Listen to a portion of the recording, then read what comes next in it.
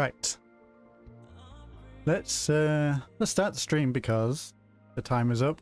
So you'll all have to let me know what the audio levels are like. I've been trying to tweak this all day and it's difficult to do when you're on your own. I've got the music on a fairly moderate level. I don't want it to be too quiet or too loud.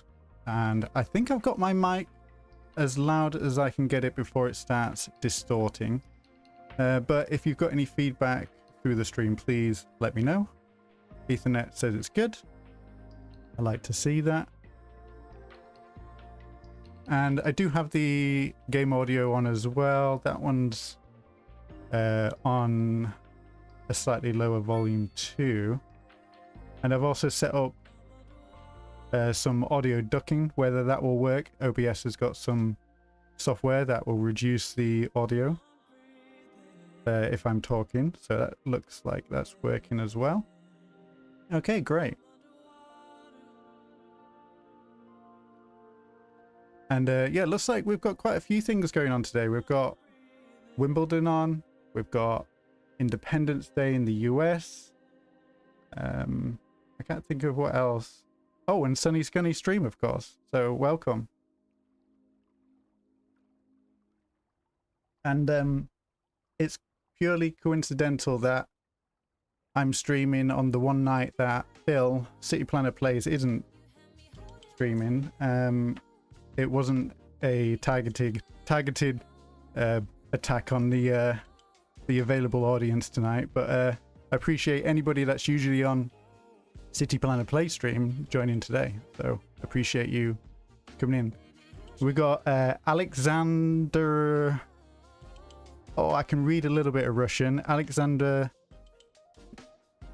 Mikalitsin.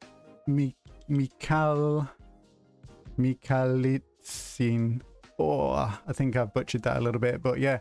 Welcome from Russia. Captain Becker, welcome from Ghana. Yeah, where is everybody coming from today? We've probably got people from all around the world, and of course we've got people from Britain. Don't bother, man. Yeah, okay. Hey, I learnt Russian at school. That was one of our courses at school, so it was a really good language to learn.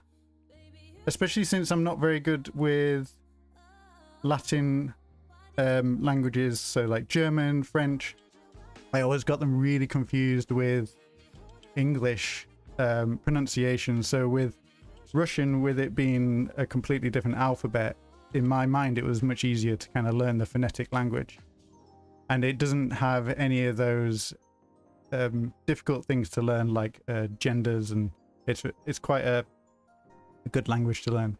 Okay, so we've got people from Scotland, Manchester, West London, UK, Spain, Switzerland, Netherlands again, Portugal. Great. Well, thank you so much for joining me today. The reason why I'm doing this stream is because it's just been so hot in Britain. We've had a big old heat wave come through, and it actually got to about 33 degrees where I'm currently at.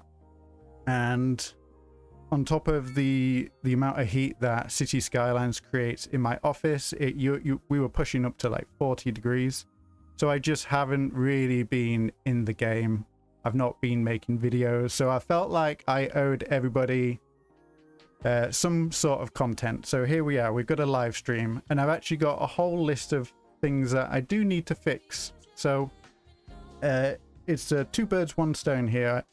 We get to hang out, and we also get to make some fixes and some changes to the city. Although we might not be doing any big projects today, these are all small projects that make up the big picture, make it all look good together. And I'll also show you some of the things I've been doing off camera, just trying out some of the new mods. Alexander saying, yes, it's an advantage learning Russian. All the letters are pronounced the same way. Yes, it's like I said, a great language to learn. So, and Ren saying it's 43 degrees where you are. Wow. I hope you're not playing City Skylines too, because that's just going to be so hot. Hi Luca, thanks for joining. Hey, Overcharged Egg, I don't need to introduce you. Welcome to the stream. Thank you very much. And thank you very much for the shout out in your stream a few weeks ago when you were in Yokeley building a vanilla Cities Skylines 2. And if you haven't checked out Yokeley, please do. It's a great series. It's a great example of what vanilla Cities Skylines 2 is like at the moment. And I've had some experience of that myself. Before I got my PC, I used to play it on GeForce Now, so all I had was vanilla. So yeah, check it out, it's pretty good. Okay, so this is the harbor arm. So if you're not familiar with the city, this is the Sapphire Bay, and you'll have to bear with me. I think I do have a couple of frames dropping every now and then, and it's because I don't typically stream and record and play the game at the same time. And I'm also trying to stream this at 1440p, so if you're watching on a TV or on a computer, it should look slightly better than one of my typical streams in the past. Abdul, welcome. Thank you very much for joining. So yeah, this is the main city of Sunny Isle. Interestingly, we don't actually have a name for the city proper, and I never really touch on that in the series, and I like to keep the mystery of whether we just call this Sunny Isle City or it's just nameless city. I kind of like the ambiguity about that. How about, I like that name. Hello Sunny, welcome. And the Max, you saw lately people are doing underground garage like you did in Yokeley. Oh, I think you're talking to Overcharged Egg, but yeah, underground parking is a great feature, but it only works with some of the parking roads. You've got to use the ones with a sidewalk. So if you're using the ones with without the sidewalk, the alleyway, people won't use them. You got to use these ones down here, the parking roads. Put those underground, and yeah, people will use them. I'm not sure why the alleys don't work. Anyway, let's just have a quick look. I've been playing around with the right, can't pronounce that.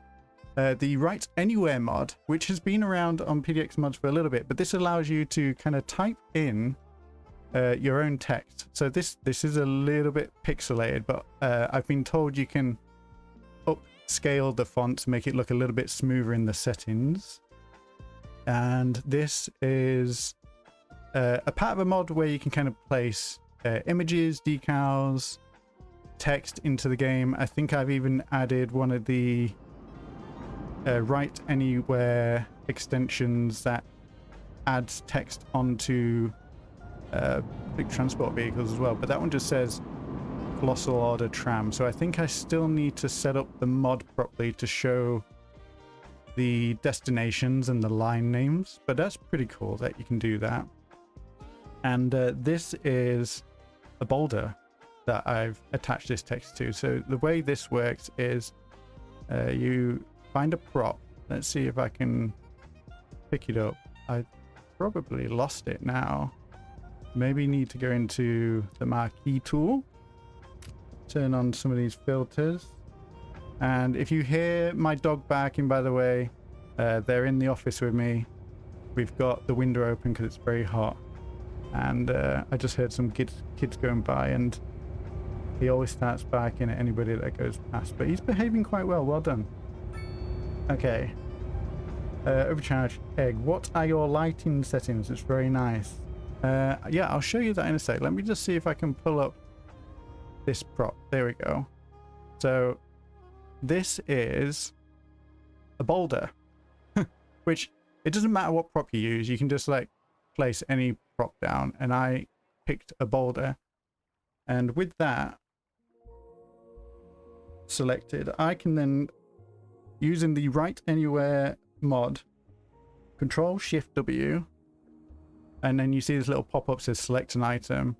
You select the item, and then you get this menu, and then in this menu you can add a node. It's a little bit complex, but I did this in about 10 minutes. So I typed in the name Sunny. You can have in other words in here as well, so Sunny Scunny, and it'll update it fairly quickly. I've seen other people using this on Sully's Discord, doing some amazing things already. Right, I need to see if I can repair this. But within this menu, you can change the position, the rotation, the size. There's loads of really cool things you can do. Anyway, let's see if I can put this back using the move it undo button. And deselect it. There we go. And then from a distance, it looks like that. It looks pretty cool, doesn't it? I like that. So we're going to be using that mod a little bit. Maybe not today, but in future videos. And yeah, it's pretty exciting, really. James MC says the alias, my tongue's twisted now. The aliasing in this game seems a little bit awful. Okay, so fair enough. It is looking pretty bad at the moment. I would say there was a bit of a step back during the last patch, and we got these crazy looking fences now. These chain link fences used to look so nice, but they've done something really weird. I'm sure if you get up close, they're okay, but from a distance, they look a bit like PlayStation 2. Anyway, Overcharged Egg wants to check out my Lumina settings, so this is what I'm using at the moment. I'm pushing up the exposure. I like a nice bright game, and that typically works really well for YouTube because YouTube always compresses your videos, makes them really dark. Just ignore the numbers that I've got for contrast and saturation. I've got all these disabled. Tint, so I've pushed that up a little bit to 4. That just adds a slight magenta to the color palette, which I think is more natural to the eye. Shadows I've not bothered, and then midtones and highlights I've just kind of adjusted a little bit, not too much, but generally speaking I've not done a lot. I'd say the secret sauce to using Lumina is in tone mapping. So tone mapping, I think usually it's at neutral or none. I can't really remember, but I recommend using ACEs. So ACEs is what they use in Hollywood. So it's a way of mapping colors on the screen. It's not really easy to explain, but if you think of a color spectrum, each one of these is a library of colors.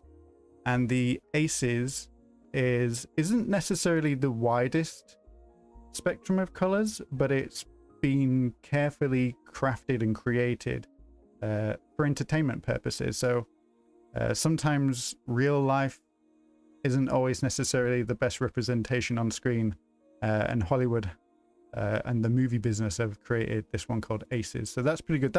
And what it does, if anything, it makes your dark areas, your shadows a little bit richer, a little bit more color in there, a bit darker. And then your brighter areas are still bright, but not completely washed out. It's a nice setting. And then everything else is pretty standard. I think planetary settings, I do like to have quite a long latitude. So this will affect your shadows. I like long shadows. I like to see the contrast. On the pavement at least. And then longitude doesn't really do anything. That just changes the time of day. I wouldn't worry about that. And I think that's it. I've not really touched anything else in here.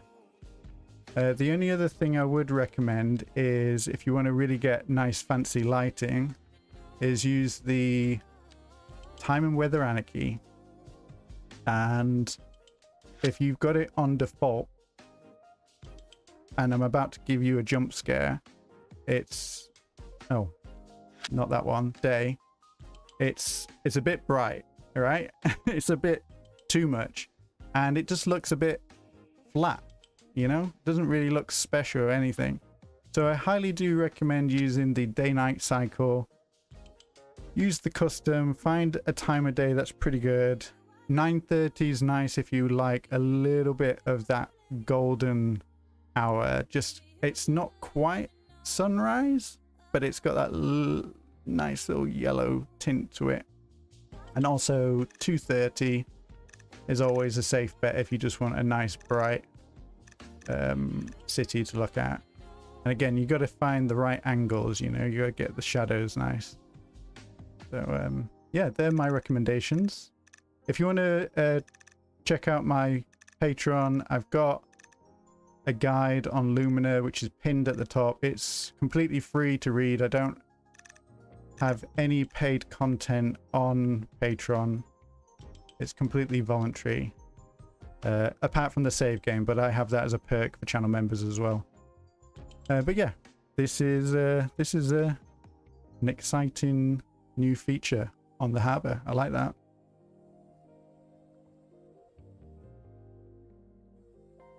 Yeah, James MC says the fences look pretty scuffed. Yeah, hopefully they do fix them in the future. I've seen Canadian Moose complaining about them almost to the point where he uninstalled the game, but I've seen he's back and he's been posting some screenshots, so I'm glad that he's back because he makes nice, pretty little North American towns.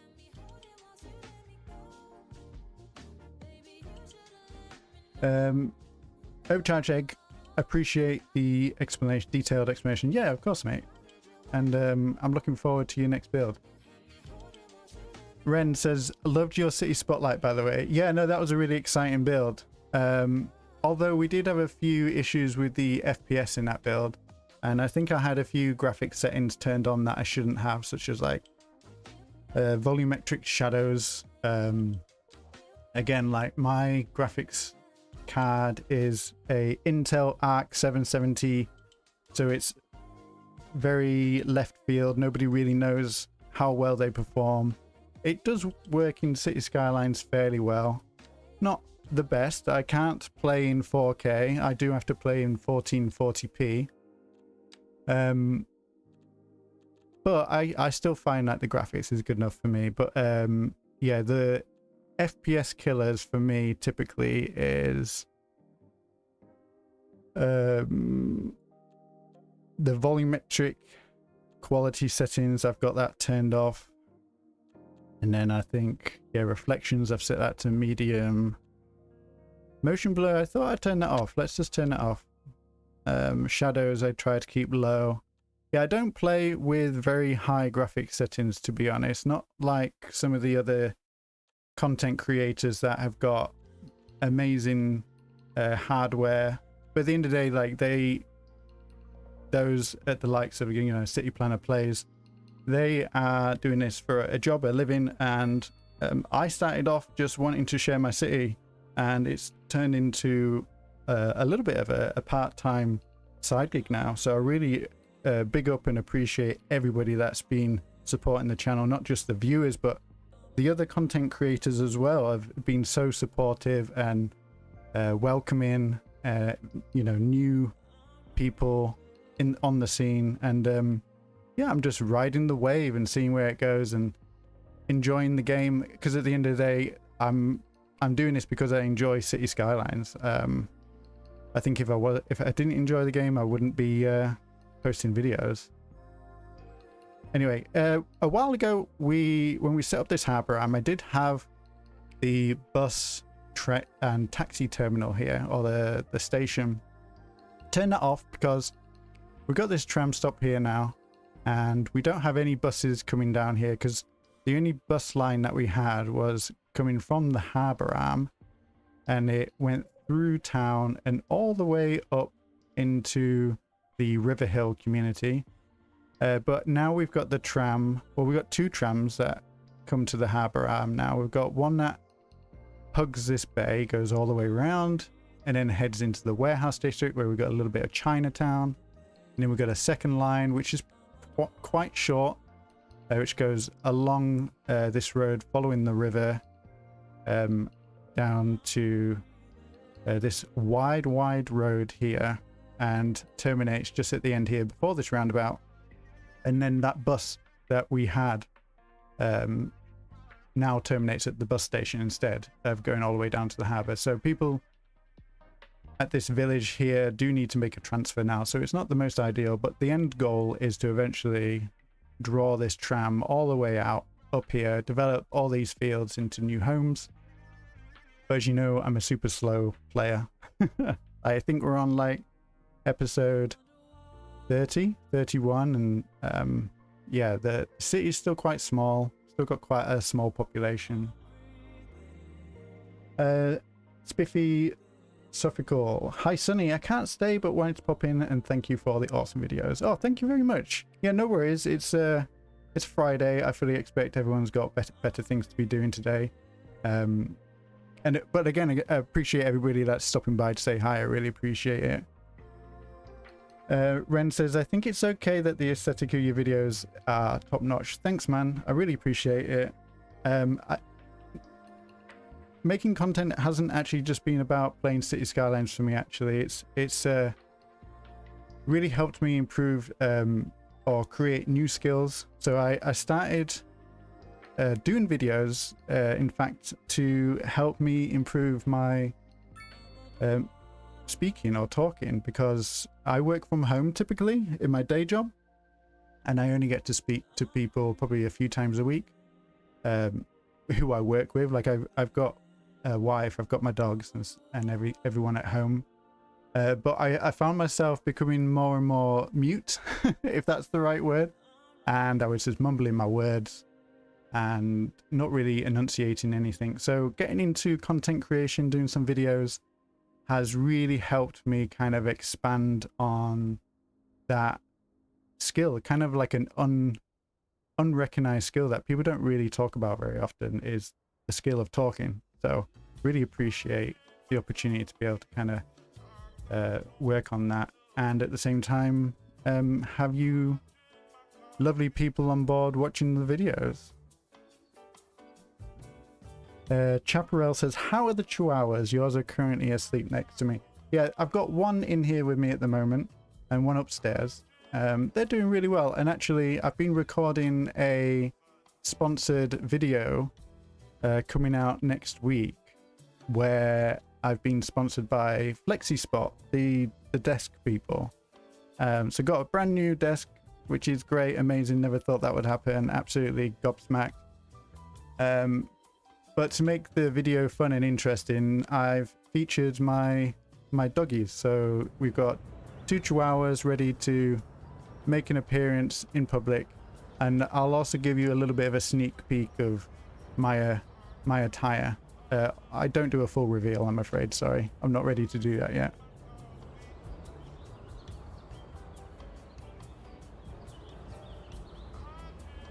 And it's all disguised as an advert, so... Have you seen this person? What are they doing? I feel bad because... is this a bench that we plopped down? Yeah, it is. Alright, we can move it, can't we? What's that vanilla move tool? Is it Control R? Yeah. Alright, and then we've got Anarchy turned on. Oh, maybe not. There we go.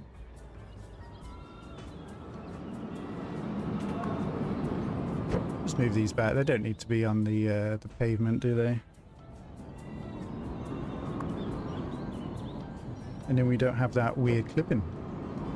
And we could even put a little bit of a surface through here that's kind of a bit more worn out. Maybe one of these mossy surfaces by Gaga XM. I quite like these.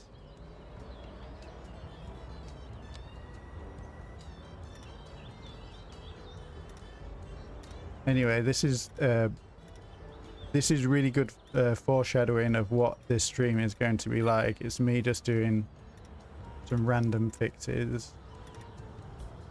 Let's see what that looks like, eh? Yeah, I quite like that. I like that. Alright, and oh, I shouldn't click my tongue because I imagine that doesn't travel well down the mic. Oh, they're really big out there. What about a little smudge? Small little smudge. Even these are big. Oh, I'll leave it. It's fine. Hi. It's really sorry with some of your names. Ooh, Ollie, welcome. Thank you for joining the stream.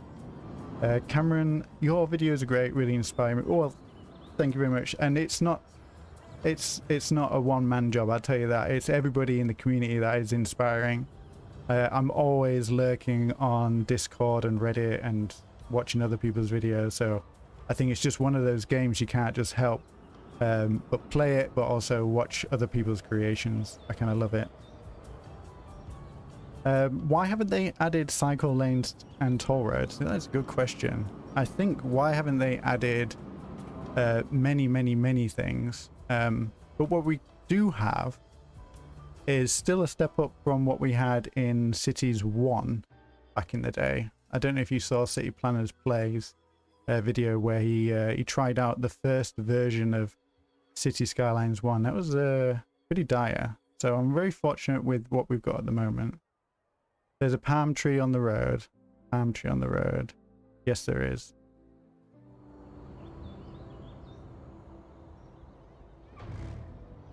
Yoink.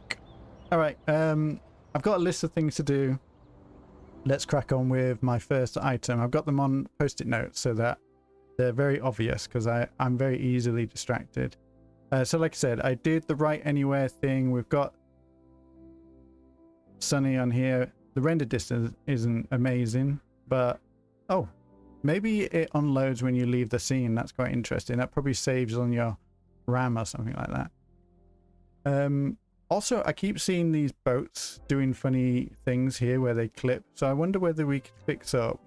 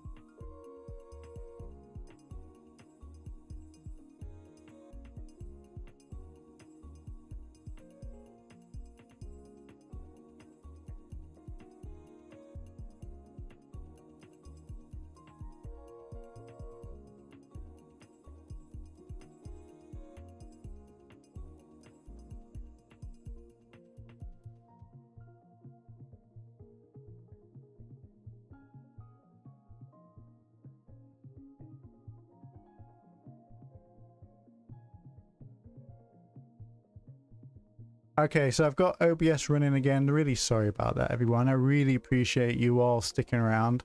The game is loading. I think I was trying to push the computer a little bit too hard. I was streaming, I was recording. So unfortunately, this is just one of those experiments that you had to live through with me.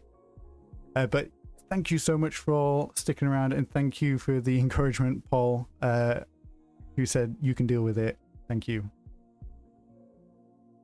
We are back. Let me just extend the break for a minute because the game hasn't loaded in just yet. I've just got that circle of what would you call it? Kind of taunting, isn't it? That little circle that loads so slowly. H91 skimming through your stream. Really like your city. Thank you very much.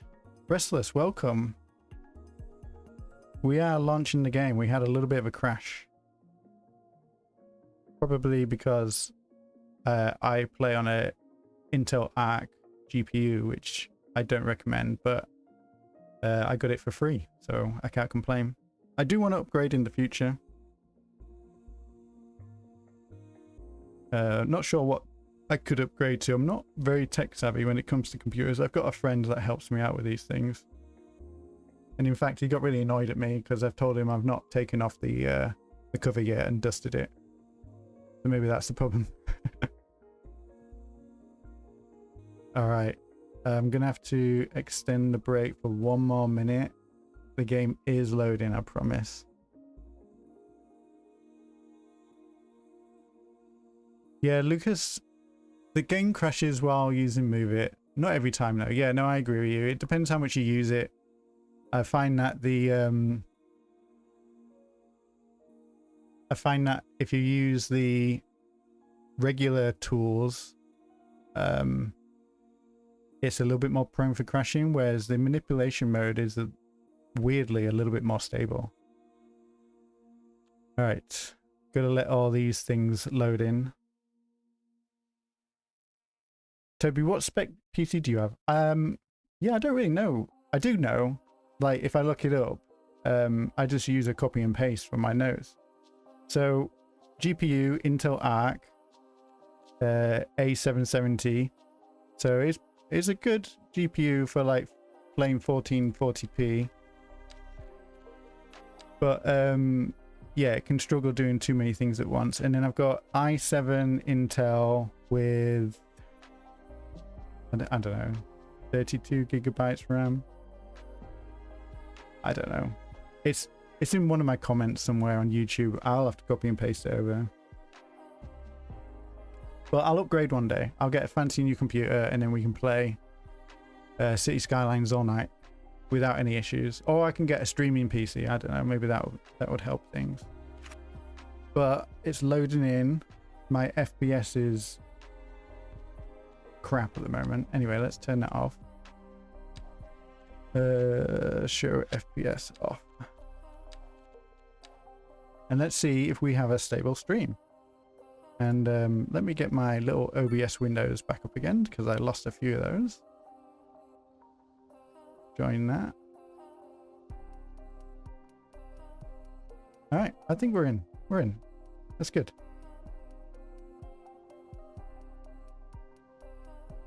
And I wonder if my changes have stayed. Oh, you feel that? That is struggling. Sometimes it just takes a moment to catch up. Yeah, look, we've got these benches we need to move again. And I'm going to move them. I know that you've already seen me do it once already, but this is peak content here.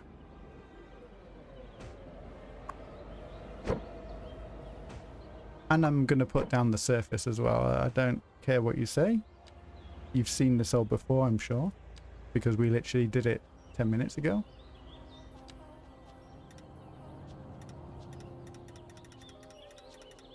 And we'll grab that palm tree as well.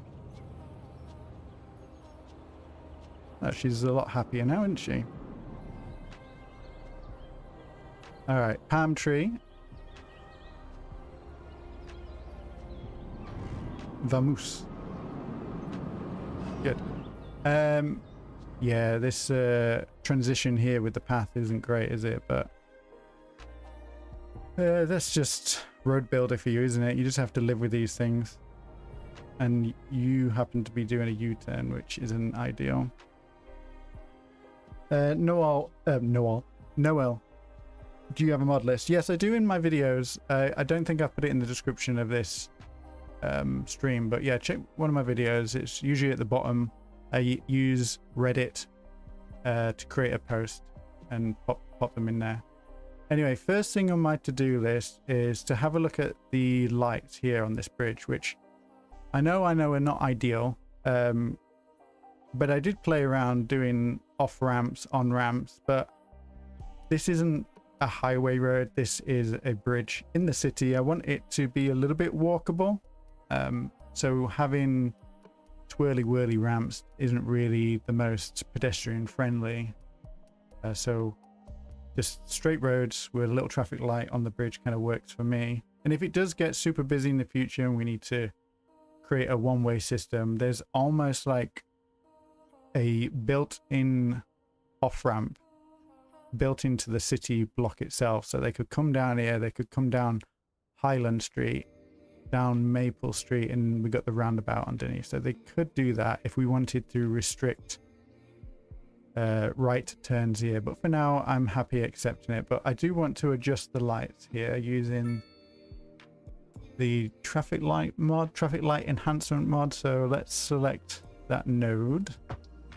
And we've got split phasing on at the moment, but the problem with that is the traffic here heading down or up and to the left, they have to basically wait for no reason when the vehicles coming from the top right are coming onto the bridge. So I'm going to try advanced split phasing and see if that does anything different. And I'm going to do an exclusive pedestrian phase up to 2. And I am curious whether turning on red would help, but let's just save it like that for now, and we'll just watch that and see if we get an improvement of traffic flow. Ethernet asks or says if you could have the outer lanes free flowing, that would be good. Yes, that's what we're seeing, if that will work here. So we do have this. We have the option, we only have a few options. We've got either split phasing or advanced split phasing, which I think this is what this is doing. And that pickup truck just did a cheeky little left turn. Yeah, try turning on red. We might give that a go. We might not see that much traffic flow at the moment because I think it's about midnight or 1 a.m. And I'm very, very cautious to increase the game speed, especially with my CPU or computer kind of fans at max percent. But this seems to be working. Also, you think turning on red with regular split phasing would work? Okay, let's give that a go. Actually, that makes sense, right? Let's give that a go. So we'll select that. Let's put it back to split phase and then turn it on red. And we've just made a load of people upset. So traffic lights will only turn green per road rather than across the road. So then we've got these guys coming across. I just want to see if anybody uses this outer lane coming off the bridge to go straight down. Because if they do, that would be ideal. Let's have a look at what this garbage truck is doing. No, he's pausing. I think they don't see it as a left turn. That's the problem. They see it as a straight on.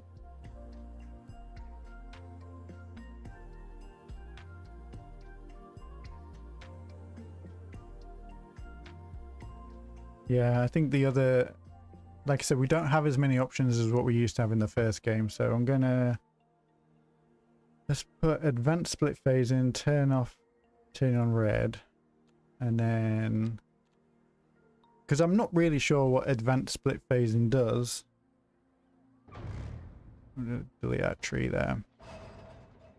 So these pickup trucks, what are they doing, eh?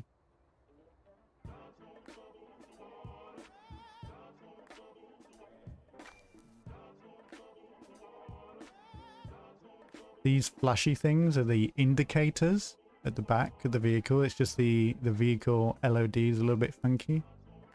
Okay, so that's kind of working. This middle lane is waiting.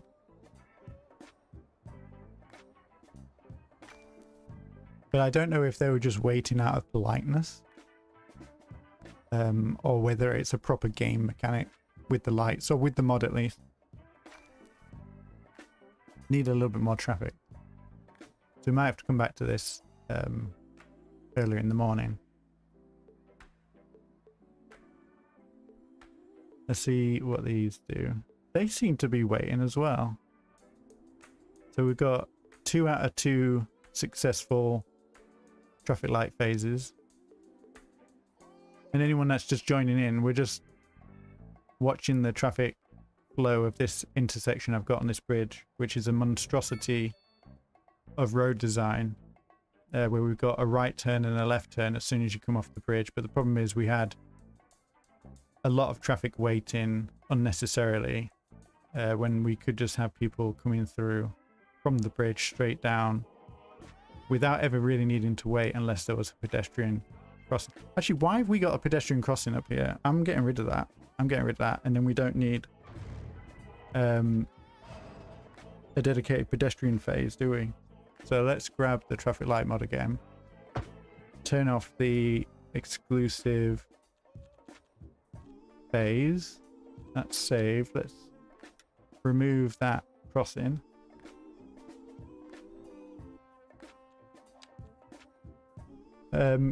That's just like having no lights. So yeah, so I did try it with a giveaway, a yield. So where this bus is, I did experiment a little bit off camera, so they would have to yield to any traffic coming up. But during rush hour, the traffic flow is so constant, they never got the opportunity to cut across. And so then the traffic was building up across the bridge and was causing a lot more problems further downstream. So you do need the traffic lights, I think, to allow some traffic to come through.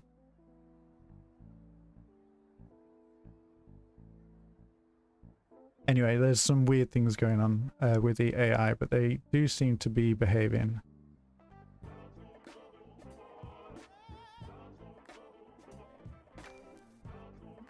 Why not make the 2 roads feeding into the bridge a single one-way, two-way, or one-way roads? Yeah, well, we've got 2 different destinations. That's the issue. It's not like this is a typical highway exit where we have an on-ramp and an off-ramp. Think of this as like a street, a city street where people need to go in different directions. And we also don't want to hamper pedestrian flow. We want people to be able to walk up here because there isn't really anywhere else for pedestrians to go if they need to cross the river and cross the train tracks. Like, this is a really big barrier in our community. So much so that we could look at investing more bridges or tunnels in the future, maybe pedestrian tunnels. If you didn't know, they're quite common. They were a common feature of Victorian London. They had a few pedestrian tunnels going under the River Thames before many of the other types of tunnels they've got now.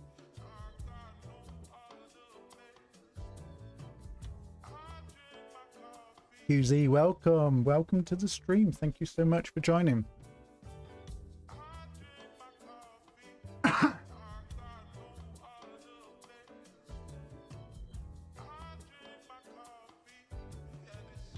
So you could have to make the lanes that is coming off the bridge straight asymmetrical. I'm not sure what you mean there, because we don't really have, the only extra lane that we've got is this one here coming onto the bridge. Like, if we could have an asymmetric bridge, that would be great, but that just isn't available in the game. But I think this is working. I'm seeing, so they stop and they stop when traffic from the bottom is coming up. So oh no, they get their own dedicated phase, don't they, this road here, and then they get to go at the same time. This is what I want. When I designed this road, or built this road, I made sure that this angle was 90 degrees as it came in, and that allows you to have green lights on opposing road segments, because without that, if you came in at like a 35 degree here, 120 here, basically like a triangular shape intersection, the game will force you to have a phased traffic light system, and you don't get to play around with all these cool features. So is there an airport system? Nope, no airport, but I do want to build an airport.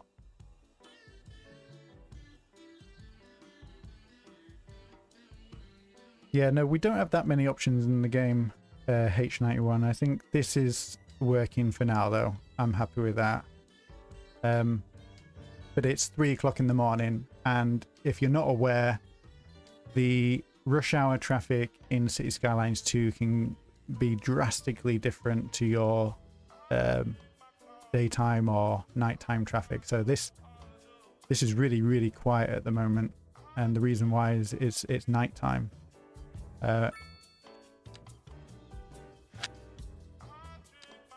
This is what it actually looks like to the people that live in this city, which to you on the stream probably looks like a black smudge because the compression. The nighttime for Time and Weather Anarchy is a bit brighter though, so this gives you an impression of what it would be like to be a person living here. Booty Addict, welcome, welcome, you gorgeous human being. Thank you for joining. Yes, we're not on Twitch, we're on YouTube because that's where all the City Skylines players hang out. I wouldn't mind getting on Twitch one day though, if I could multi-stream, but I would definitely need a much better computer to do that.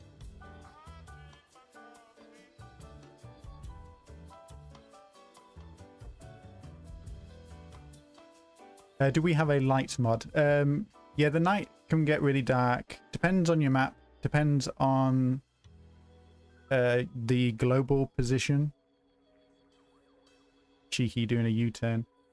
Also depends on the mods and stuff you're using, like Lumina. So Lumina, I'd say, is optimized for daytime use. It might not really work that well at night, but this looks quite nice. Yeah, so the traffic will be going at... So those coming off the bridge and those coming on the bridge from this bottom road, they're allowed to travel at the same time. It's just those coming off the bridge have to give way when their light is green to any traffic coming onto the bridge. And that's what I wanted.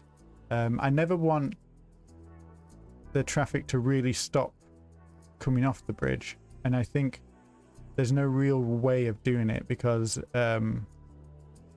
when people are coming up this other ramp here, it seems like when this is red, it's red for everyone, when in fact they could just be going straight on without any hindrance. But it's just the way it is. Just the way it is. All right, are you ready to cover your eyes up? Boom. Very bright.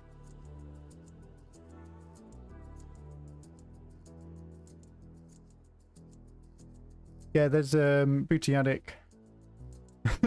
Says the best mod is sunglasses. Yeah, it's a good mod. I've got that one. But Lumina's great. It's had loads of updates recently. Use these settings for a nice bright picture.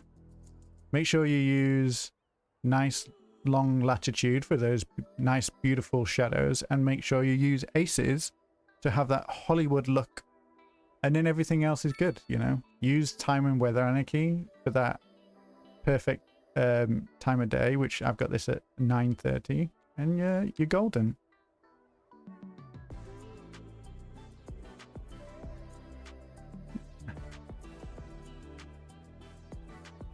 Oh look, they're using it. Did you see it? I saw them going through, coming off the bridge. These had stopped, so I reckon this is fixed. We don't need to worry about it anymore.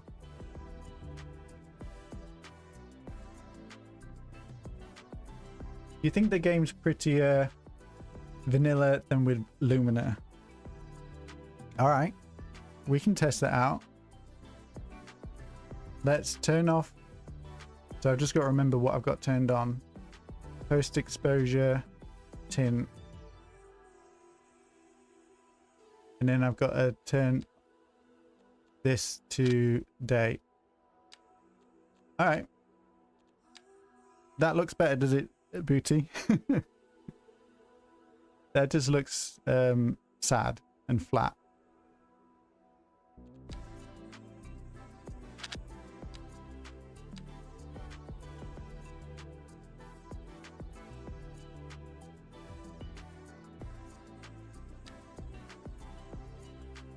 Super Cant Boy just said look the same.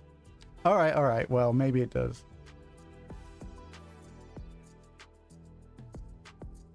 Oh look, it's getting a little bit busier now.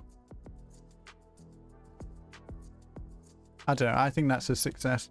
Okay, I've got that on a post-it note. I'm going to put that one in the bin. I've got clouds, I just don't have shadows. Oh, maybe I don't have any clouds.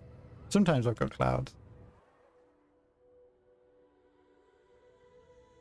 Where are my clouds? Booty, why do you have to show the flaws in the game when I'm streaming? Now I'm upset I've got no clouds. Poetry Master, is there a weather system? Yeah, there is. You do get the option, so let's have a look. Oh yeah, custom clouds, I've got that turned off, that's why. Yeah, I've got the rain turned off. I've got the temperature at 8, which is really, really cold. Let's put that up to 24. This is what I've got left over from exploring Augustine and the city spotlight. So this is why I've got this all set up. But let's put this back to what I had it usually for Sunny Owl. So this is really good. Thank you so much, stream, for reminding me to check this out, because I would have recorded the next video and we would have had freezing temperatures throughout the whole thing. Anyway, let's have a look at the clouds. Booty says open and close photo mode and you'll have your clouds back. I think I've got clouds. All right. Open and close photo mode and then you've got clouds, but then it's nighttime and I don't have clouds. I think it's just a sunny day. Look, there's no clouds forecast. The current weather is sunny. So we'll have to come back later, see if there's some clouds. Do you have clouds with shadows, Booty? Because I can't have shadows in the game. My computer can't handle cloud shadows. I just watch a slideshow of a game if I have those on.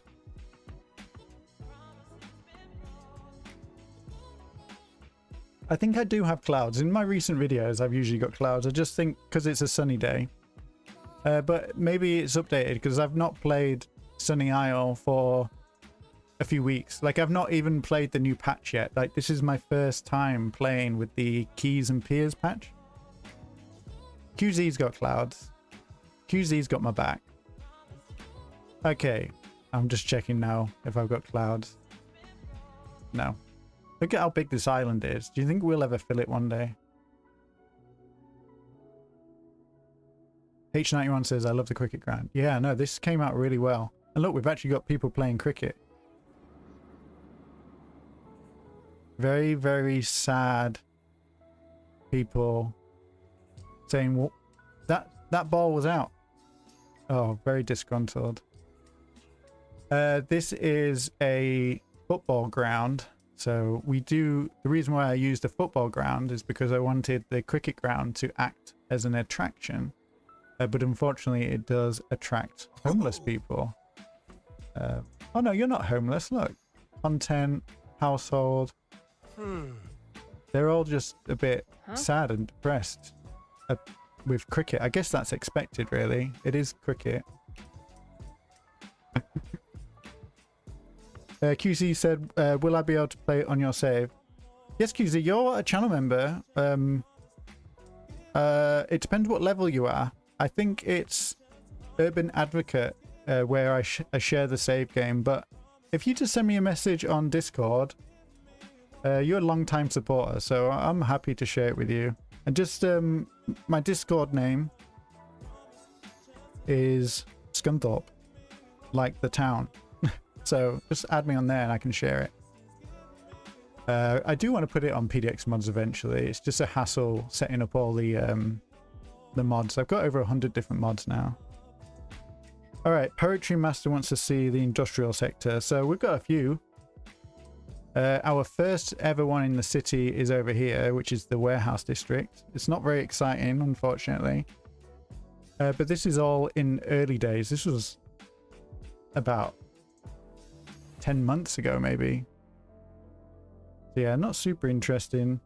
We've got a Chinatown, which runs through the middle, which is quite cozy.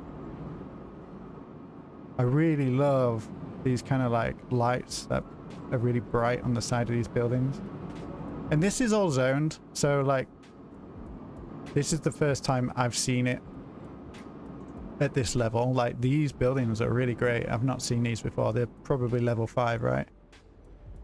Oh, level 4, so that we still have got another level to go.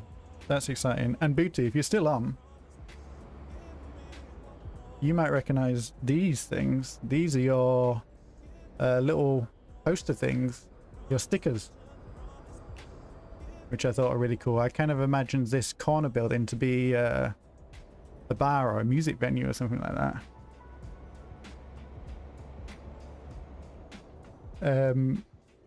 But yeah, the area is up and coming. We've got Chinatown here, so they've kind of made their presence.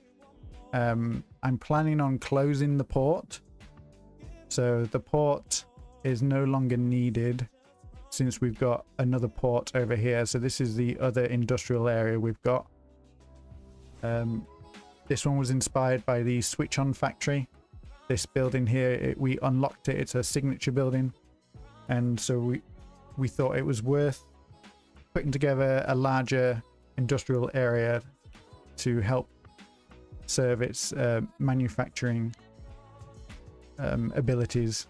So we've got the port, we've got the ships coming in, we've got cargo train station down here, we've got the train station depot or train depot with a few. This is where we keep our little local trains, the smaller diesel units.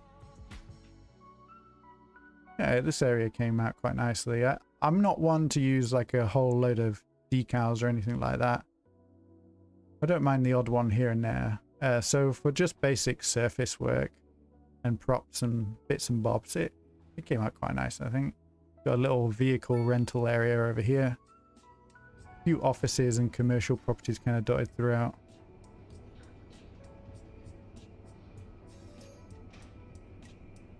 It's looking alright, I think. And we do have a really tiny little industrial area at the back end of Clipstrand here. Very small, nothing super custom here. Got a nice little car park area. It works. But yeah, that oh, I forgot about our realistic coal mine, where we've got some obsolete entities. So these are ore piles. So we need to remove those and replace them with...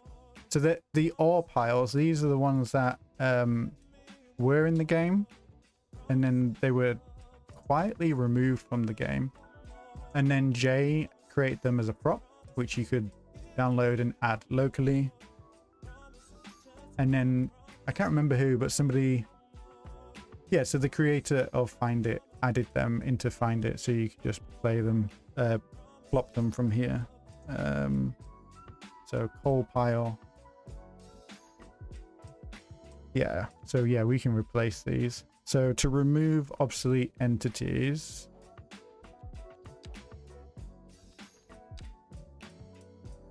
let's just remember where we've got these piles.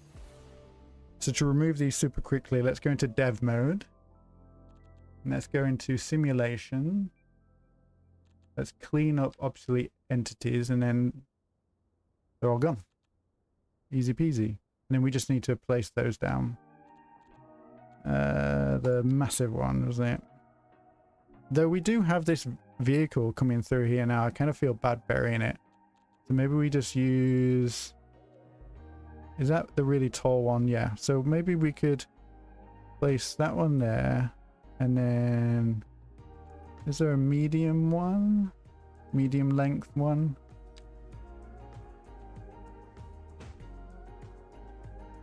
I'm going to lower that one in the ground in a second.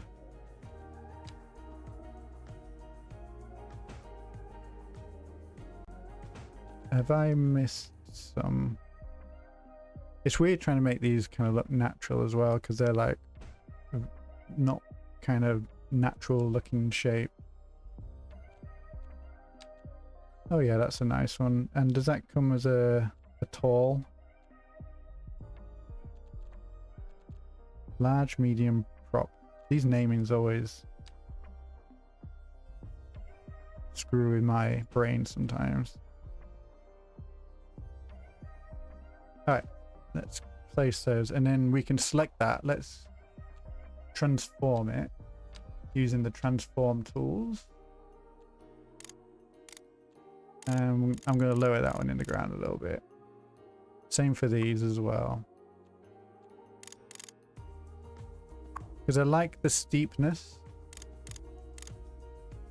but I don't necessarily want them to cover as much ground, especially if we've got a lot of vehicles coming through here.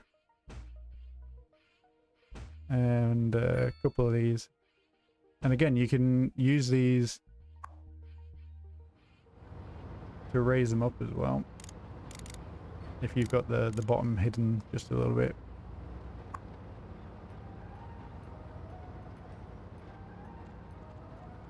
You could throw a rock. You got a rock there. Did you know you can colour the rocks? I've got a black rock here. If I just use that little paintbrush tool. Black rock. Big lump of coal. Alright, CQZ, thank you for joining.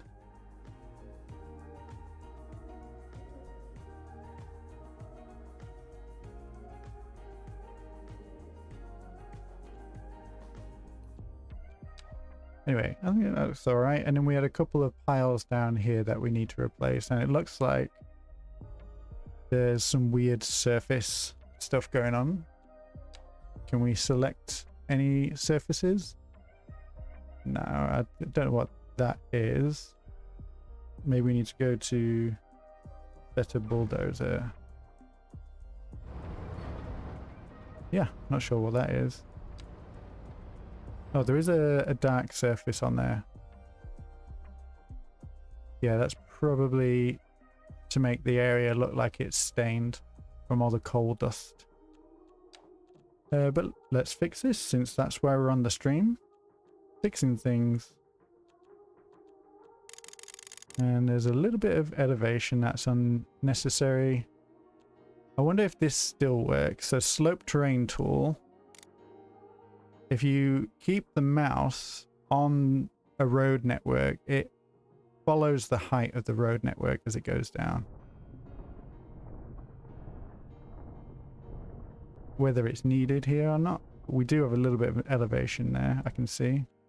And then let's just smooth this out a little bit. And put some concrete down. Probably just go for a regular pavement tarmac. Or do we want to go for the...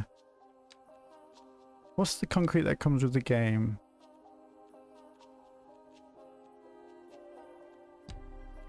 Can't tell.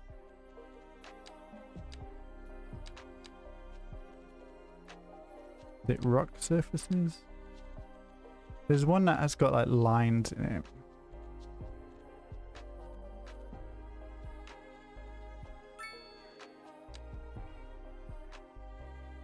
I don't know. Let's just put this one down, I think. And we can replace it if it's not suitable.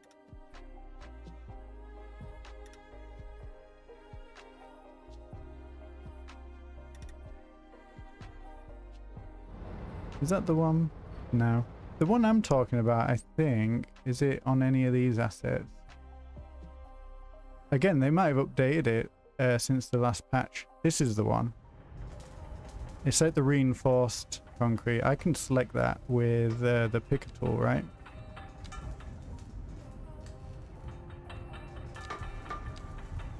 concrete surface 2, apparently. Yes, Big Kaimat knows what it is. Thank you very much. You beat me to it. And then can we replace this one without touching that one on top? Unlikely. Doubt. That's alright. We can shiftify this over a little bit. Yes. And then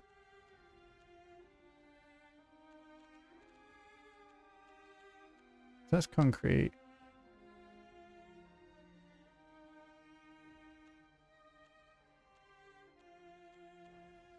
What is that one? All right. Don't want to use the bucket fill. That one breaks things. There we go. And then turn that off, and then let's put that back. Yeah, I like that one. It's got that reinforced concrete look. Nice texture on that one. Isaiah, just subscribed, also a mega detailer, wannabe. Well, this is the perfect game to try and become one, because there's so many opportunities, so many different ways to play the game. And I'm in a similar category to sorry, I just hit the mic. I'm in a similar category to City Planner Plays. I think I like to do some detailing, probably a little bit more than what he does. But I really do like to just play the simulation as well.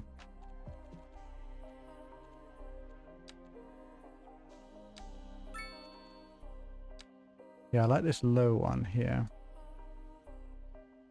Could I do the line tool?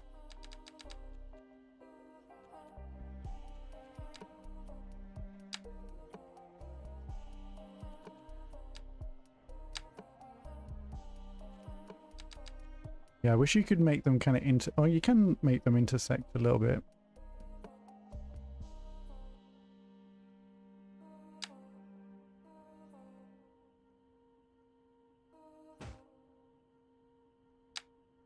I'm just being a bit lazy. I think that'll be okay. And I think they are floating, so I will use move it. I'm trying not to use it too much because I had a real big crash earlier. The game didn't even close, it was just frozen. Oh, and where we've got that kind of uneven terrain, kind of makes that edge look a little bit more natural as well. I like that. And deselect before I close move it, and that usually helps.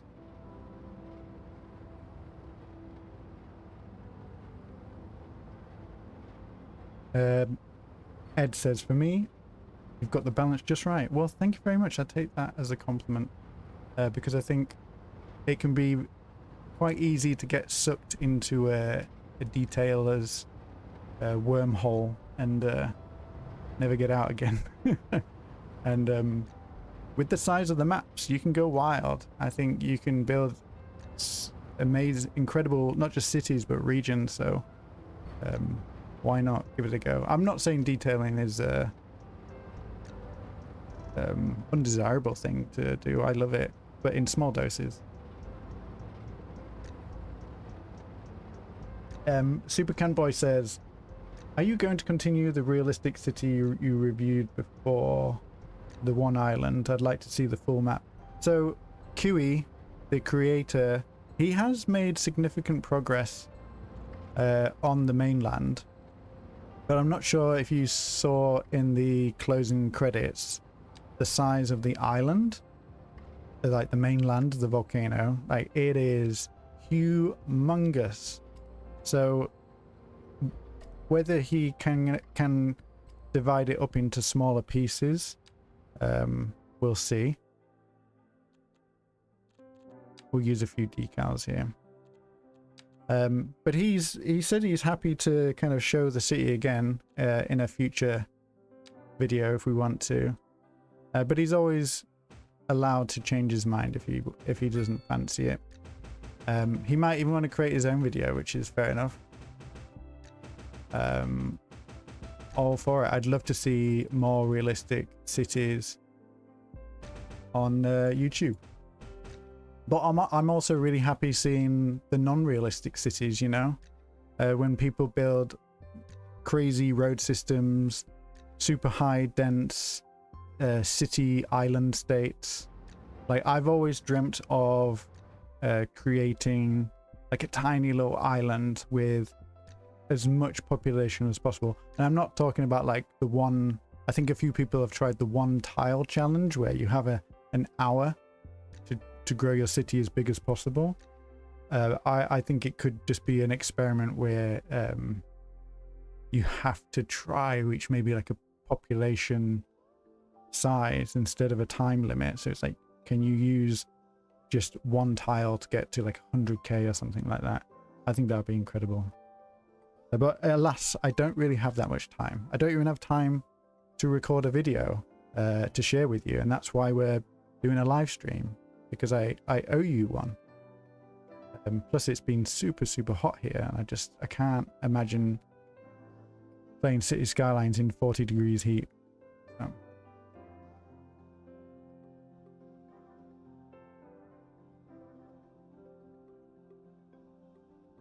Poetry Master, please drop your Discord link. I don't have a Discord, but you will find me on some of the other creators' Discords. So I highly recommend, if you're a detailer, go onto Sully. So Sully Skylines, he has a channel. He creates incredibly detailed cities. He's currently building a very realistic version of LA, Los Angeles. And his Discord community is in the thousands now, full of all sorts of players, but it is definitely a hotspot for detailers, and you can grab loads of custom assets on there. I've got a few assets. I've got assets that I've created in the editor on there. I created, what did I create in the asset editor? I created these little beach defense assets, these little wooden things. We call them beach grinds. I know it's a funny name, beach grinds in the UK, and they're used to stop the sand from being washed away. And this is made up of using what do you call it, the little camp benches. And what I did is I combined 4 of them together and created this kind of like prop that you could spam everywhere. I mean, you could do this without creating it in the editor, but this just makes your life so much easier. To just grab this, you could then use the line tool and just do fun things. And Booty Addict, I don't know if he's still in here. I think he's probably taking a break now, but he creates really cool things in the editor and places them in his city. He shared a few things as well on Discord. He's got a Discord as well with a few things. Happy Accidents, yes, we're using Lumina. If you rewind the video, I think about 20 minutes in, I show you all my Lumina and graphic settings with Overcharged Egg on board, kind of like taking on some of the advice. But again, the vanilla colors are pretty good. A lot of people are kind of happy with those as well. So Sully is his name. Check it out, it's really good. But yeah, these came out really nice, and they would have been super frustrating to design without using the editor. All right, next thing I want to fix. So in the video, the last video, we were working on this road up to the bridge, and I kind of glazed over this road, or at least not gave it the attention it deserves. So we added this cool office park area with this what do you call it, circular arch shaped parking, and a few row homes, this little park with the 3 little heads, but we just didn't give this road any love. And I don't really want the parking on here. We could add a grass median, and then up here try to do a few things. We've got this pedestrian path here, which I just think looks a little bit out of place. This is 2 tiles wide. 2 tiles equals 16 meters. So imagine having a 16-meter wide pedestrian area on the outskirts of your city with no proper commercial. You got this big apartment building here. Like it's not a very comfortable place. So I'm going to turn it into a car park. Which is also less uncomfortable, but we're going to hide it. We're going to put some trees. We're going to make it look a little bit nicer, and I'm going to disconnect it from this road because I think it's causing more problems than good at the moment.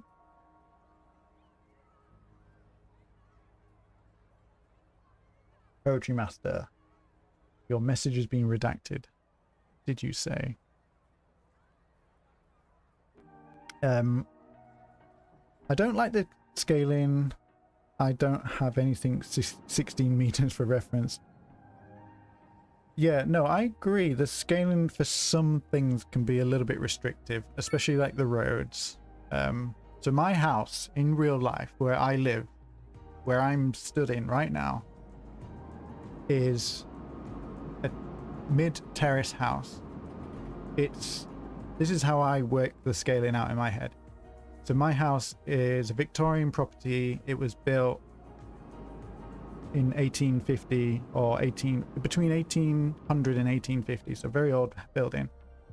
It's almost exactly 4 meters wide from wall to wall, like from my neighbor's house to my neighbor's house.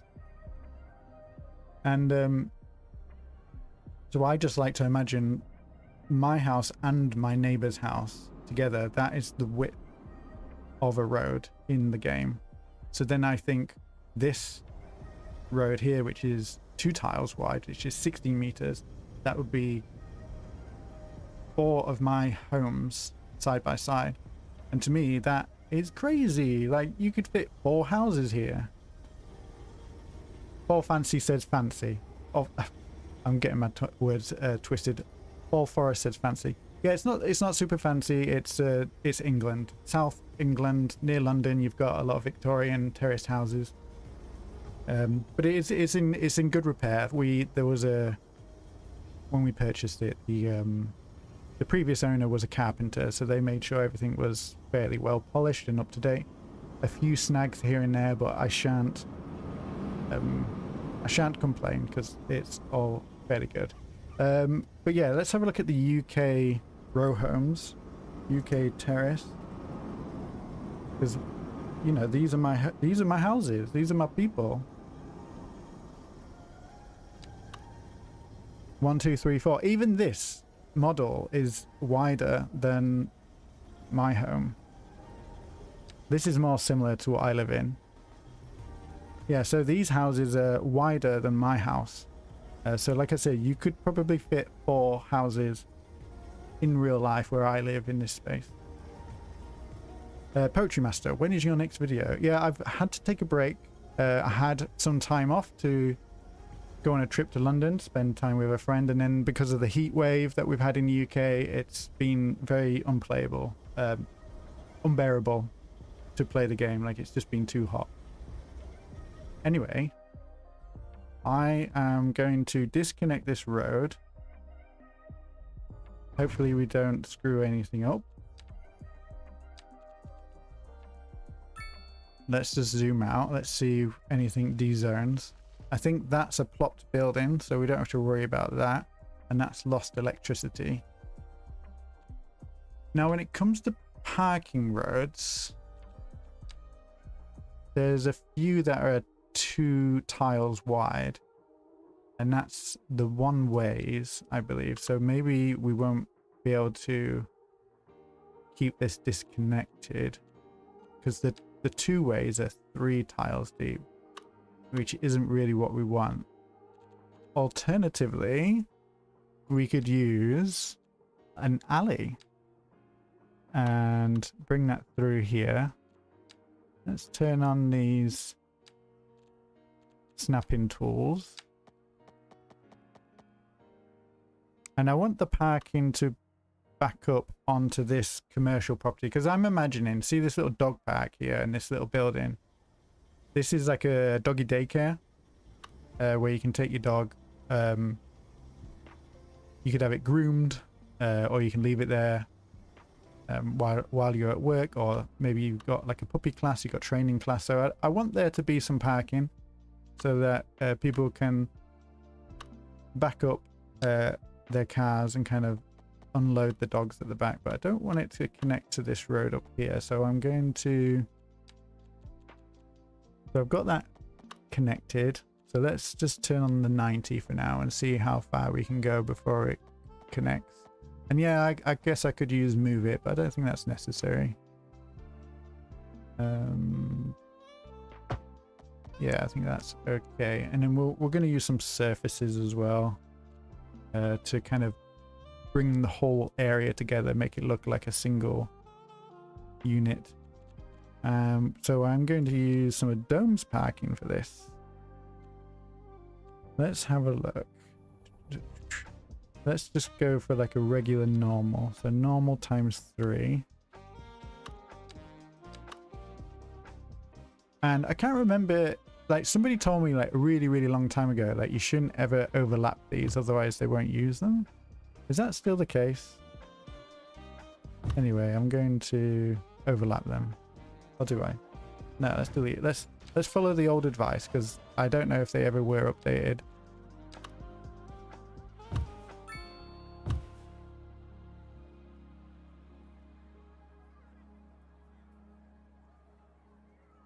Jacob says, why does this city look so nice? I love your vision. That's because I'm a slow builder. I've barely even scratched the surface of what this game can do. Oh, I've got a parcel at the door, so my dog might go crazy. Yeah, let me just sort that out.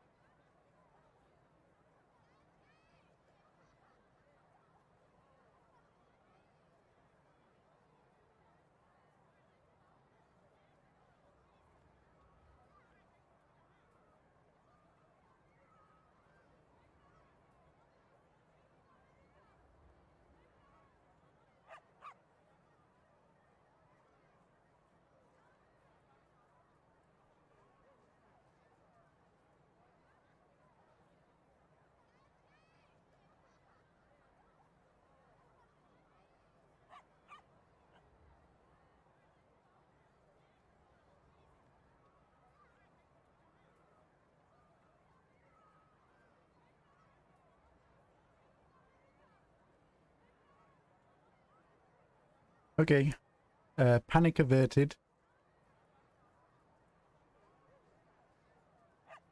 Right, I think I turned off my stream music instead of my mic. So you can tell how experienced I am. Let's jump back into the game, and yes, we can fit a few more bays in. I know. But like I said, I was told a long time ago, when you place these assets, you don't really want them to overlap. But like I said, I don't know if that's even a thing anymore. Let's preserve that entrance here. I like that, because there's some people that will come to this doggy daycare with their own legs.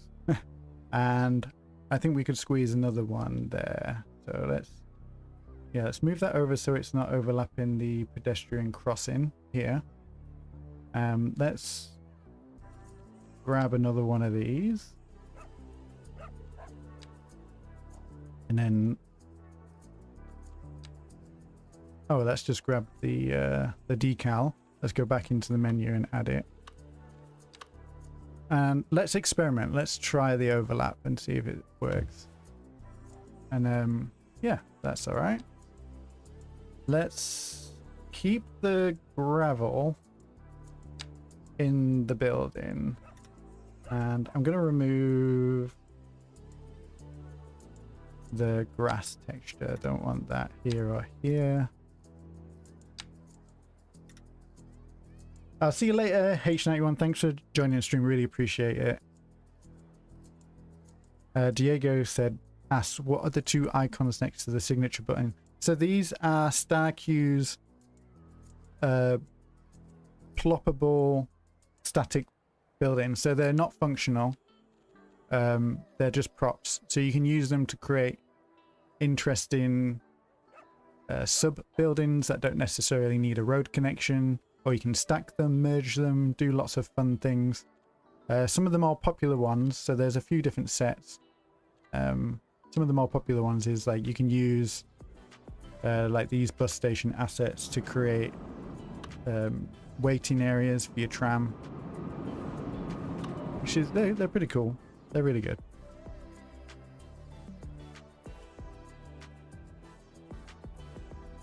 Fall Forest said the background music videos are so great, especially the communist inspired one. Yeah, so that was actually Colossal Order's, or not Colossal Order's fault, Paradox. So the video before that one was demonetized because of a song that I used, and it was a song from one of the new content creator packs. Oh, it wasn't the content creator pack, it was from one of the new radio packs. Which came out along with Dragon Gate or something like that. Anyway, when I used that song, it flagged YouTube as being licensed, and I ended up losing revenue on that one. So I signed up to a new music service, and I got to pick all my favorite tracks. All right, so let's think about this. Do we want, let's go for like a brick texture for the parking area. I've got net lane versions of some of these roads as well. I've got loads here, I can't believe it now. So these are walkway ones. These are sidewalk ones. How wide are these? Oh wow, that's very wide. They got skinny ones, sidewalks. Still a little bit too big. That's 5 meters. I'm not sure if we'll be able to use these net lanes, but we could use it for the road. What's these concrete ones look like? Yeah, I saw QE use some of these in his build for the realistic island build, and they did look really good.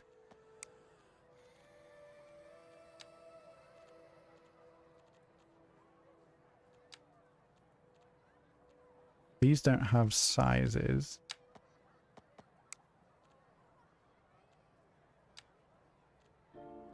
Yeah, I've not really used any of these because they do take a long time to kind of browse through. Oh wow, there's loads of extra things here. What's that?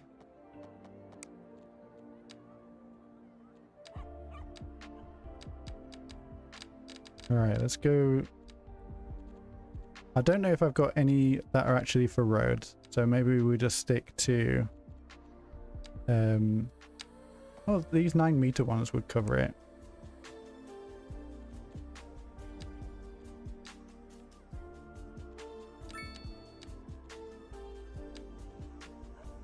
Just the selection, you know. I'm not really interested in these ones that have like detailed concrete because I just don't think it suits the aesthetic of Cities Skylines. Hello, we've got little edges here. Maybe we just create our own, alright? So starting over here, we'll have a little entrance just at the side. Let's start it over here instead. Oh nice, it's like slightly offset. That's a really nice detail, that. And then yeah, let's shape this area up. Let's go up to this gravel section here. Yeah, that's nice. I like that. And we'll have that path extend out. Let's turn those 90s back on again. Yeah, let's do that. That's fine. And let's come up to... Let's come up to the pedestrian crossing. And then I don't think I'm going to have one going across here. But I do want one that goes around these parking spaces.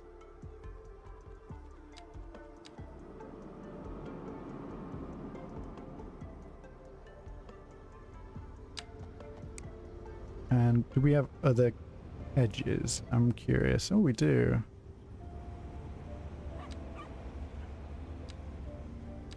There's a lot here. Very overwhelming, isn't it, sometimes? Oh, some tactile ones as well. We could put that here.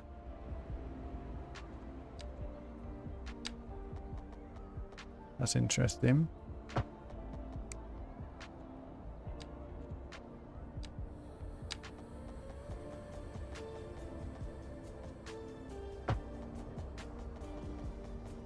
Yeah, I think we just make this doggy daycare area a little bit more special.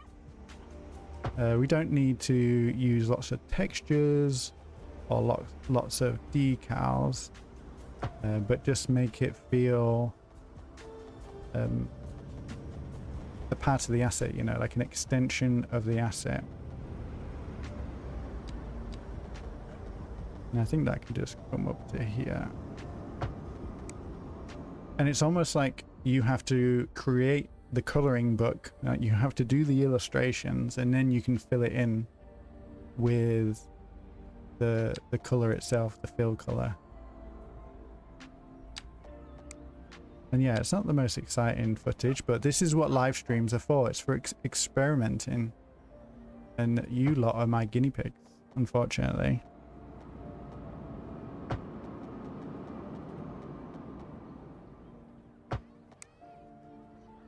Yeah, that works, I think.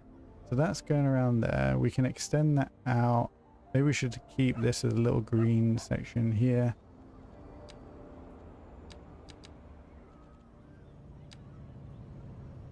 Alright, Poetry, I'll see you in a bit. Thank you very much for joining.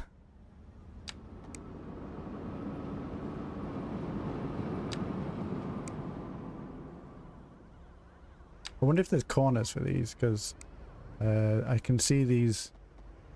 I guess you could draw a corner using a right angle.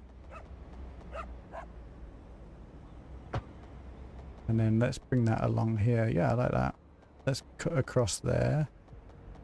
And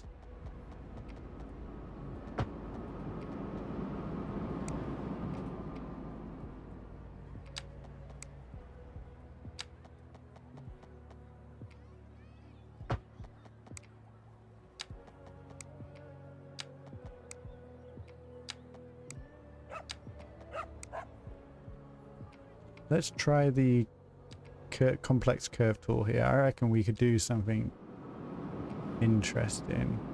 It lets us select that point. Oh.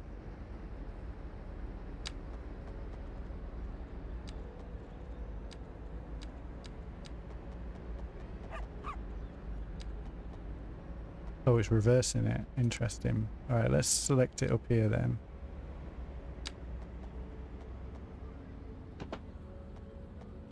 Yeah, this is what I was expecting. Something more fun.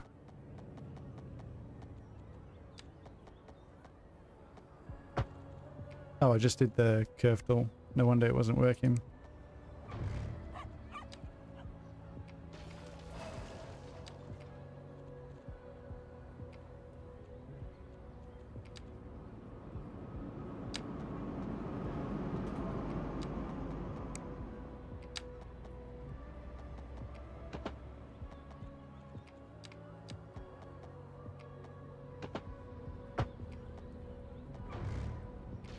Yeah, that's pretty cool. Look at that. Got a nice little curve in the pavement. These are super wobbly here. Is that because the ground isn't even? Ed is a willing test subject. Yes, thank you very much. Diego, you love seeing the thought process behind the detailed decisions. What is what you find the hardest to do in CS2? Relaxing vibe. Well, thank you very much. I'll take that as a compliment. And yeah, I'm not entirely sure how. I think it's just maybe connected to my day job. I work in marketing design, so I'm always trying to convince people or explain to people why I did stuff. why I designed something in a particular way. So maybe that translates through to my builds as well. I don't know.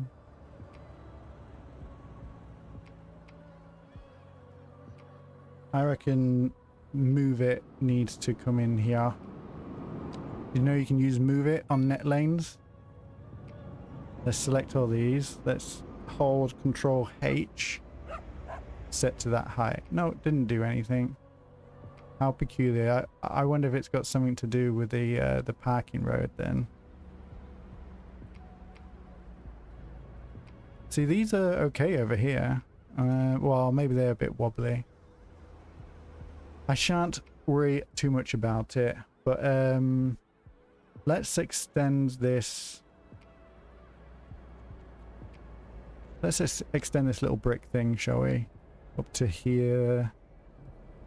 Is that gonna, yeah, alright.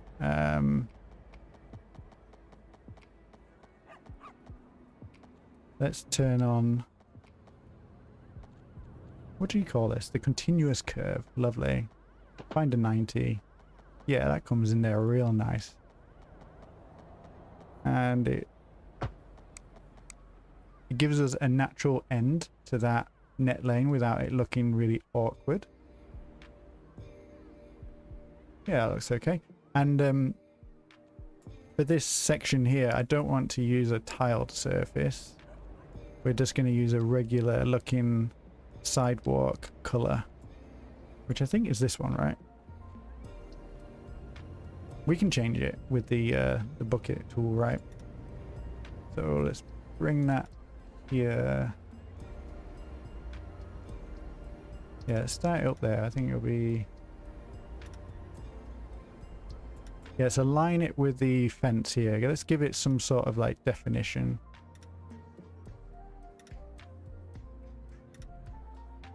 And then I'm going to have to be really careful here. Draw it underneath this one. Is that the same color? Yeah, good enough, isn't it?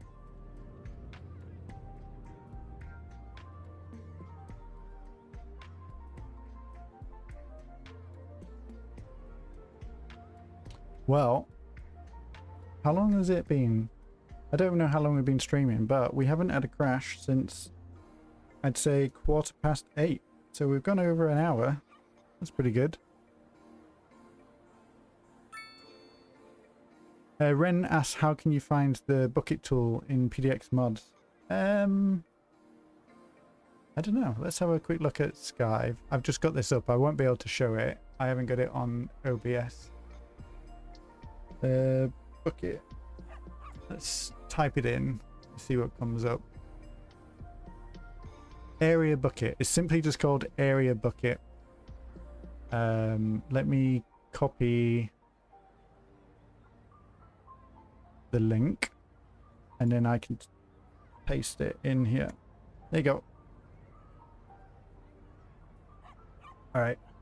So let's use that line, that tactile surface again over it. No, let's not, because we don't use that tactile surface anywhere else in the city. And if I'm going to start doing it, I'd have to do it everywhere. But let's just imagine the reason why we're using a tactile surface here. And when I say tactile, this is it means it's got those little knobbly bits on that help you know when you're at the edge of a road. I'm imagining this could maybe be where guide dogs are trained, and that's why they've used it, and they've been trying to get the city to use more of these assets, and so they're leading the way by using it. That's what I'm thinking anyway. Mirale, what are your graphic settings? If you rewind the stream, I think it's about 20 minutes in, we went through visual settings such as Luminar. We used the time weather anarchy, and I had a quick look at the graphic settings. Not complete, but you get the gist. But also remember, I'm playing on an Intel Arc, and it's its whole own beast on its own, you know. So what applies to my machine might not work for you. That's basically what I'm saying.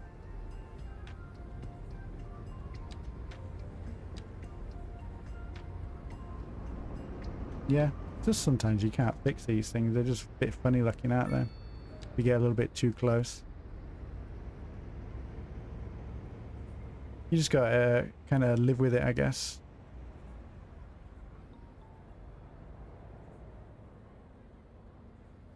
All right, I think we can start to fill this with a nice overlay texture now. And I'm even going to fill it. Oh, I've seen a few people do bricks for the parking spaces. I wonder if we could do that. If we got a nice brick surface. We haven't got many. Got red brick here. Is this going to fill the or cover the decals? That's what I'm a little bit worried about.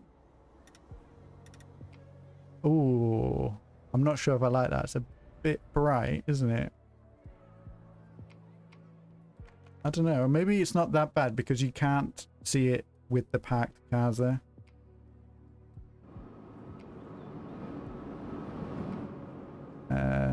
Let's see what else we've got.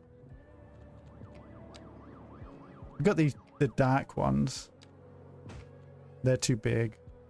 Maybe have a look at some of these tiles instead. Oh yeah, that's the winner. That's the winner. Japanese inspired. Number 7. A sidewalk inspired by the town of Chatan in Okinawa by Elgendo87. There you go, check it out. Hey QZ, welcome back. Right, let's apply that to this section here.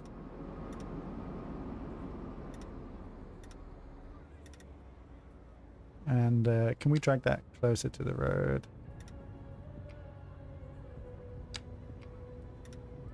Nice, nice. I like that.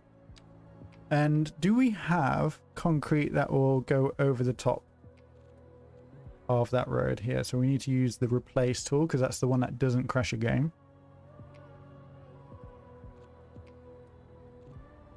Let's try some of these. I'm just going to... Can you preview it? No, you can't preview it. It's the fill. I won't use the fill. Be very careful. Turn it off. Let's bring that to here. Yeah, we'll cover up those yield signs. And we might need to zoom in for a more precise selection here. Pop that in there. Ooh, that I wasn't expecting that. That's got a very interesting texture on it. Oh, do we like that? Is that too similar to the vanilla road? Like too detailed? Like does it go against my methodology? We can try some others. So that's the concrete stripped, very dark. What about a beige one? Oh, it's very bright. Very bright. But maybe the doggy daycare like that.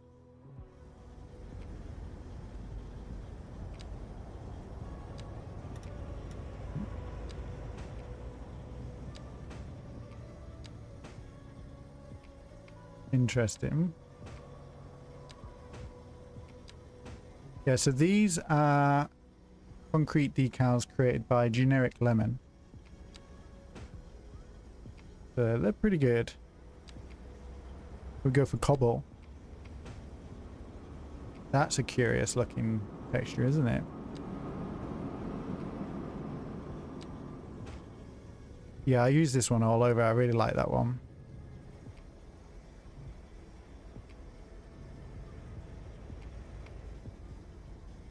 Yeah, happy Independence Day, QZ. Is that what people say? I feel like I'm mashing up happy holidays, Merry Christmas. But yeah, I hope you're having a good holiday. Good time to stream. Hopefully we get a few people from the US on joining us. Welcome.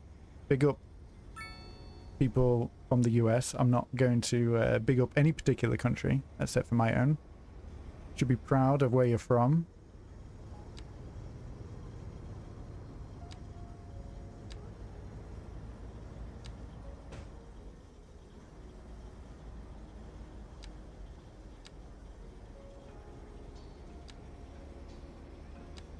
Hi from France, welcome. La Hype du Tron. Sorry, I just had to. Terrible British humor there. I'm going to go for the concrete, stripped, very dark. I know it's very similar to the textures, or the colors very similar to the game roads, but I really like it. It works for me. All right, let's start to use some styles or some tiles for the rest of this area. And I think I will go for that kind of, what do you call it, parquet flooring. I really like that one. Jake says, one of your silent viewers is from South Africa. Wow. Thank you so much for tuning in all the way from the Southern Hemisphere. Thank you. Been following the growth of Sunny Isle since its modest beginnings. It's still pretty modest. Have you seen Yoakley by Overcharged Egg? I think he's like 10 episodes in and he already has like nearly over 100k. I don't know, loads and loads of people have got incredible cities growing much faster than me. But it's not about population. Let's not forget that.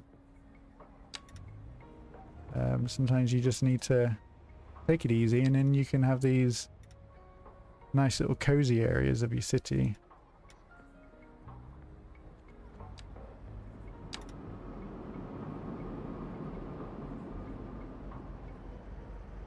La Hype du Train just found out he was not subscribed to the channel. I tell you what, how many subscribers, it really isn't as important as a lot of YouTubers make out. I'd say from my average video only has around about 20% subscribers or viewers that are actually subscribed, so usually much less than my actual, as in like the number of people watching my videos is way more than my actual subscriber count. So you could just say that you're secretly subscribed by YouTube, I think, without even knowing it. But yeah, thank you for subscribing. If you want to subscribe, please do. I've never actually asked anyone to subscribe in any of my videos because I just don't think it's necessary, you know. Not in the modern, not the way that YouTube works now, but maybe in the future it'll change and I should really ask people. Hello from India, welcome. 2 AM, wow, thank you for joining so late. I always see City Skylines 2 videos from India. Loads of creators over there making stuff. That's nice, I like that. Ooh, that's so pretty. Except for that little lump there.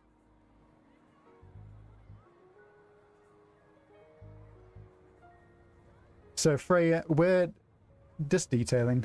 We're not going to build the city. I kind of reserve that for the episodes, and I don't stream very often, and detailing takes a lot of time. I don't do a lot of detailing in my episodes, so I would have maybe have done this offline in my own time, but instead I get to share it with a few of you lovely people. But QZ, this brick edge I think is a net lane. I can't remember who the creator is, but brick edge number 7.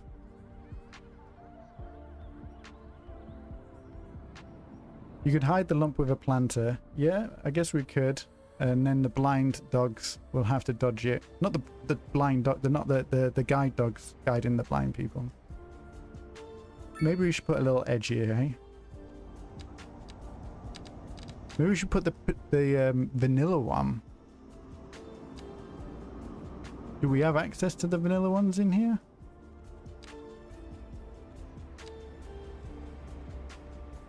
Yeah, if you don't really do mods, if you don't do extra mods, you can get some of the assets in the game. So this is one that's used on the pedestrian roads, and I do think it looks quite nice. I don't know if it'll render here underneath these. No, it's on a lower level, but let me just show you.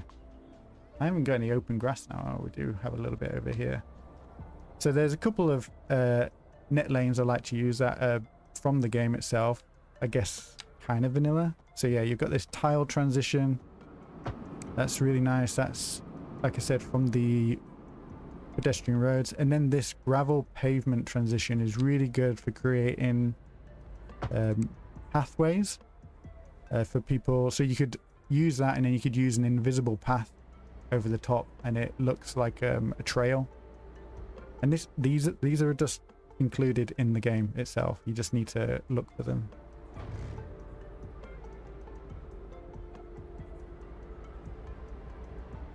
Right. Oh no, I just deleted the wrong one.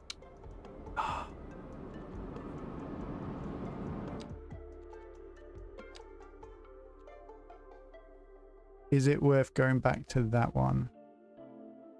No. I'll just have to draw it again.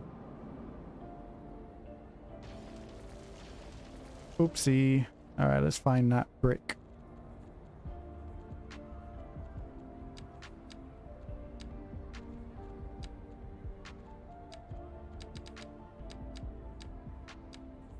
Alright, that's fine. We had it coming along here.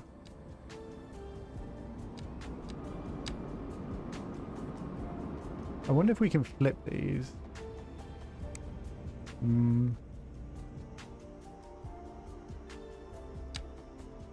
That's alright.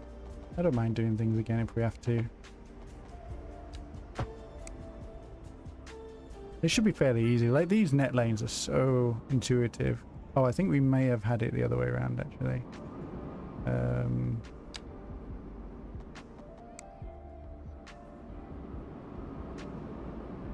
Yeah, I don't know if you can flip these. Be gone. So yeah, I think you just have to draw them again.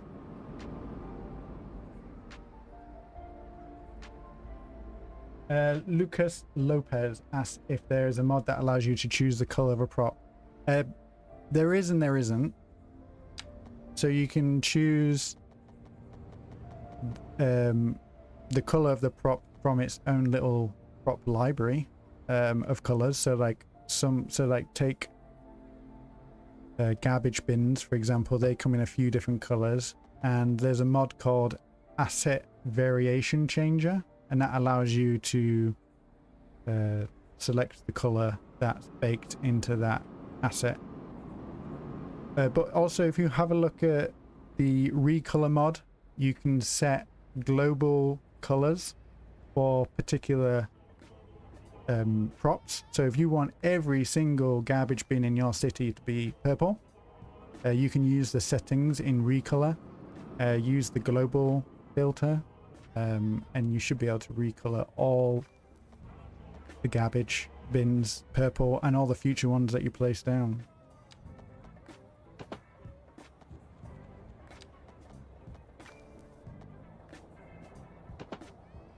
There you go. Wasn't too bad.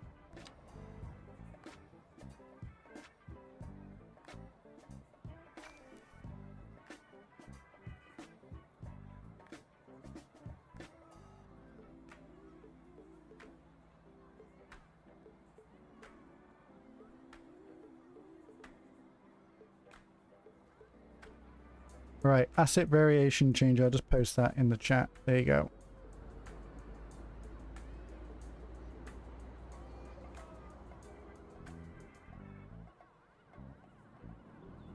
And we should really do something with this. Maybe we pick up that tile. I wish you could select net lanes with the picker tool, but unfortunately, alas, you cannot. So let's see if I can remember what tile it was. Was it this one? No. Oh no, this is it. Like, do you know what I would love with mods like this? Because I wouldn't ever use every single type here. Is an easy way to kind of like pick and choose what's enabled in your game and what's not. I think you can go into the folder structure and edit the files, but I haven't really got time to be doing that. That's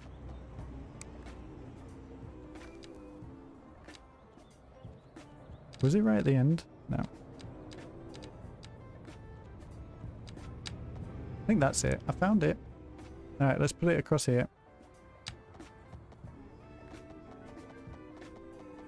And I wish I could see what I was doing.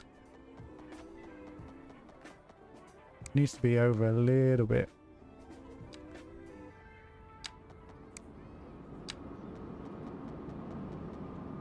Beautiful, beautiful assets though. Like I think these are by Crypto Gamer. So definitely worth checking out. And then we can curve that around. Let's turn all these snappings back on.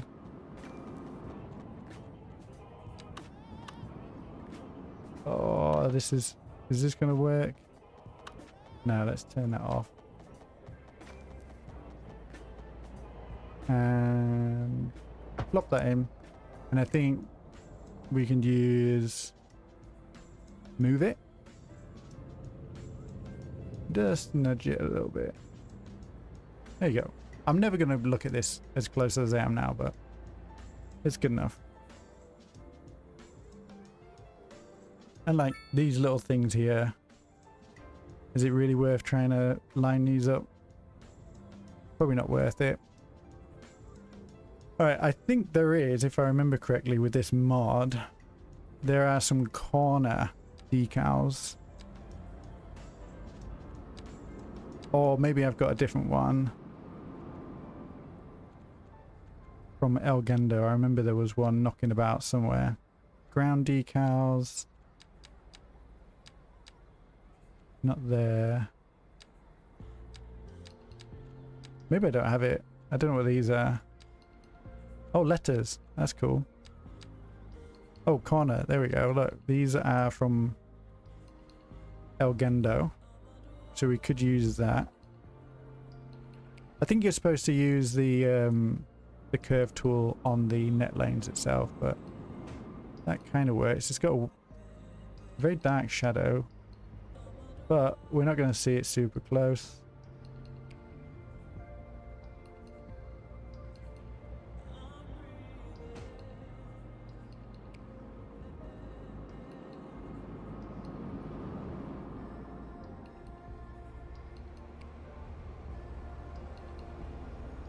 Yeah, I'm seeing your suggestions, QZ. Some trees, perhaps. I think we should cover up the car park a little bit. It's not very nice to live near this. And La Hype, I completely agree with you. It doesn't need to be perfect. None of your builds need to be perfect. You just gotta put a few bits together, and if it looks alright, it looks alright. Now, do we have any other corners?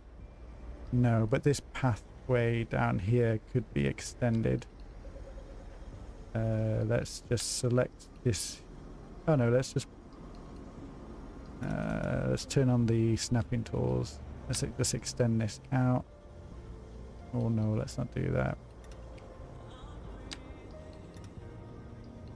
And a little bit of a weird gap here.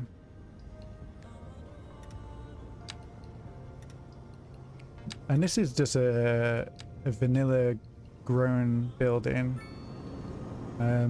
We could use move it on it. Dangerous, I know. But bear with me. And we could set it to the height of the road. Yeah, it looks alright. Look at that. It doesn't even look out of place. It kind of looks like an asset itself. And I'm not finished. We'll continue with this. I just wanted to catch up with what you're saying in the chat. So QZ, yeah, I agree. Trees, especially in Sunny Isle, are very important for reducing heat. That heat island effect that you get in the city. Matteo would like to see the port and the whole city. Well, the port that we've got in the city itself is a bit lackluster. We've got a little ferry terminal here, little cargo, but next video I'm going to be building in this area, regenerating the bay, making it a little bit more interesting, and then we've got a bigger port over here, which is a bit more interesting. We've got this nice little breakwater. We got this train connection. Got this train depot, a few little industrial assets and stuff. I've got a whole video on this. Check it out. It's called Mega Factory and Port, I think it is. And yeah, I really loved building that one actually. But let's not get too distracted, because I know I still need to upgrade this road with trees, but let's just finish off what we're working on here.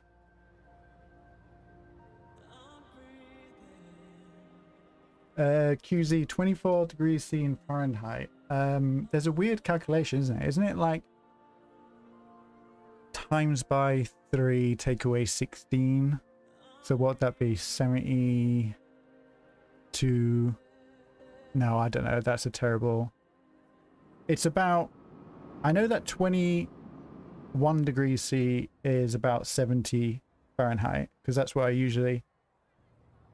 Well, no, I usually set the hotel temperature in American hotels at 69, because that's nice and cold.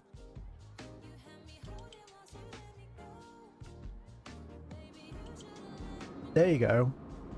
Wagonero. Perfect. I knew there was like a calculation. All right, let's have a look. I think we could do with some better connections through here. Let's have a look at the invisible connections. So let's add some invisible paths. And so there's probably a connection, like to connect to this building here. Sorry, that was like some word vomit. To connect to this building here, you have to get to this, come to the front of this building where we got this car park. So I think we should provide more access to the building from this road itself. Oh, that's the wrong one. Can we upgrade this? Yeah. And then we could sneak in a path here. That's a little bit of a shortcut. And then let's see, we've got this pathway here. So let's align the entrance to that here. And then we've got several access points. Now we've got one here, one on the corner, one up at the top near the road, and just your usual.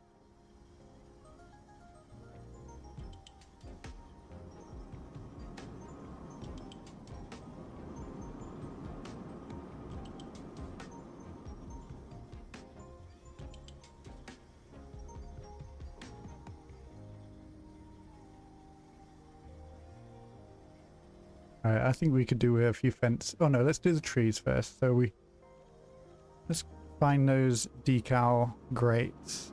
I like those. Yeah, QZ, I agree. The city could have a lot more trees. Oh, look at this traffic that's happening here. And it's only local traffic. This is all packed cars up here. What have we got? 1 o'clock in the morning. Some odd little traffic jam here. And this is because people are doing U-turns, I think. So let's just turn those off. Remove U-turns.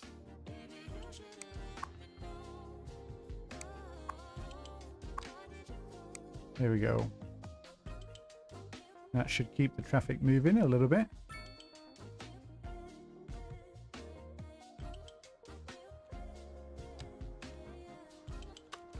And we have got a few people despawning, which is never ideal.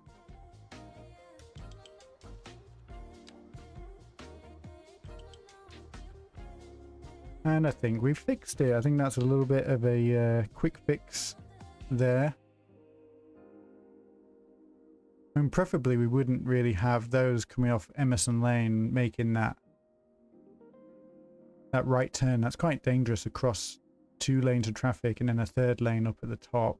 But if they were to turn left, where would they turn around? I don't really see anywhere. They'd probably be better off having access on Pacific Lane because we have a lighted intersection. So I'm just going to do that. And the people who watch the videos regularly are going to wonder, how did that road get there? And only you on the stream will know why we did that. Do we want to add a pedestrian path there? Because I do see quite a few people using it to get to this park. We've got a children's park here that comes a part of the clubhouse. Sorry, I'm just being distracted, I know. But I don't like that traffic. Now I do wonder if that's going to break some of the zoning. That'll be annoying. Nope, we're good. And then let's bring that down here. Oh no. Oh no. What have we done? I wonder if a little bit of a jiggle with Move It will help that. There we go.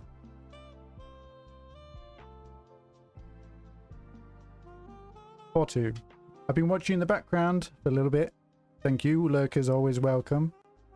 I have to say that your attention to detail is great. Well, thank you very much. I appreciate it.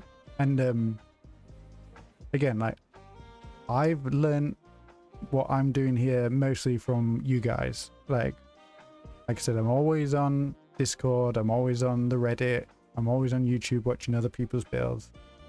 Very, very inspiring. I actually heard that City Planner Play said he kind of avoids watching other people's videos, which I completely understand. He has a very good reason why. He doesn't want to be influenced by other people's creations. But I just think like there's so many amazing creators out there creating amazing stuff. It's too good to miss. Too good to miss. Let's add an asymmetric road, and I would usually put a node, a ghost node, right in the middle. But you can't do that anymore. You can't double click, doesn't do anything. So that's annoying, isn't it? I think what you could do is use pedestrian paths, right? Because they're a little bit more skinny. And I'll put that there. And then let's upgrade that.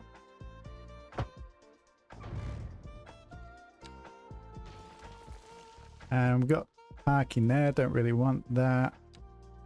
So let's throw some trees. What trees should we go for, QZ? Big leafy oaks. I always find they sometimes overlap on the road though. Maybe some alders. I like alders. Actually no, I'll tell you what Europeans are sleeping on. Go to the North American theme. So if you're playing on a European map, check out the London Plain. This is probably my favorite tree, if anything. Perfectly sized. Let's just go for an adult. Look at that, it's so nice, especially like next to the road. This is the one, yeah. So it's the mature, not the elderly, and you get that clearance. I like that. So let's snap that to the road. And then if I put one on this side, annoyingly it overlaps the lamp. Actually no, it doesn't. They must have fixed that. Okay, cool. I like that. That was so previously in the old version of the game you would have trees overlapping or clipping lampposts, so it looks like they've fixed that. And I'm just going to place these manually. A little bit of shade there. All right, and now we can configure the lanes here because I don't want that right turn, and then we'll go back and finish that car park, I promise. The lane connector tool, let's turn off that one there and we'll allow the turns there. I don't mind there being a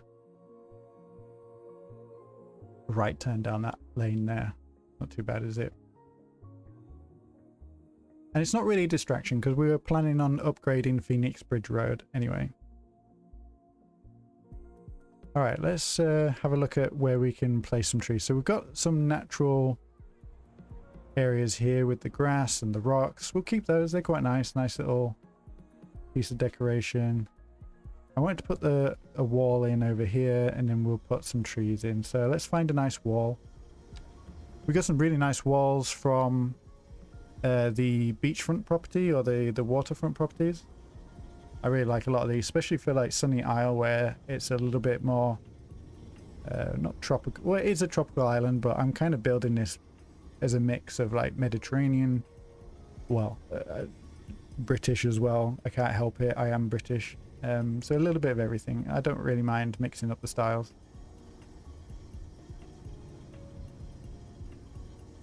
All right. This is quite nice. I don't want it to be too high though. Maybe we get something to match that brick. We haven't got too many options. I feel like there's less options than what they used to. This is good, nice little low wall. I'll try this one out. Yeah. Maybe this red one. Oh, oh yeah, you can change the colours, right? Nice. Yeah, I think something like that might be quite nice around here. Oh yeah, that one's good. I like that grey texture.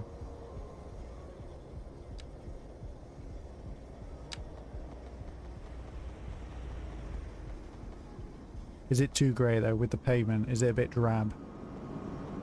Is it a bit drab?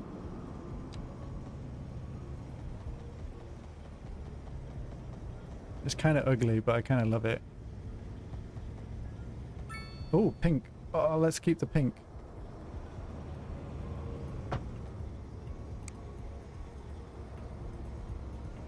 The brick wall was good. But again, it's kind of, I want it to contrast with the brick that we used, and if it's, I don't know, this one just, it seems way too different to what we've used. Not contrast, but I want it to complement. But this one works. I like this. And then I think you can recolor these net lanes as well now. And we can pull this up to there. I wonder why they've got that gap in the fence. Anyway, we'll fill that in, and I'm not gonna bring this all the way up. I want there to be another entrance here. Is that just the standard fence, right? Pink and green combo. Yeah, we could do. Can I pick that fence?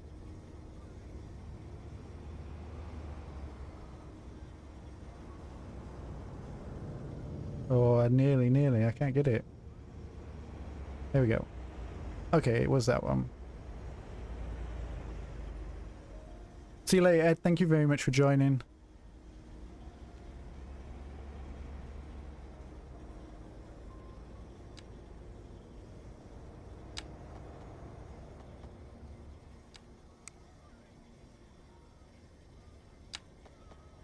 Oh yeah, let's make like a gated area.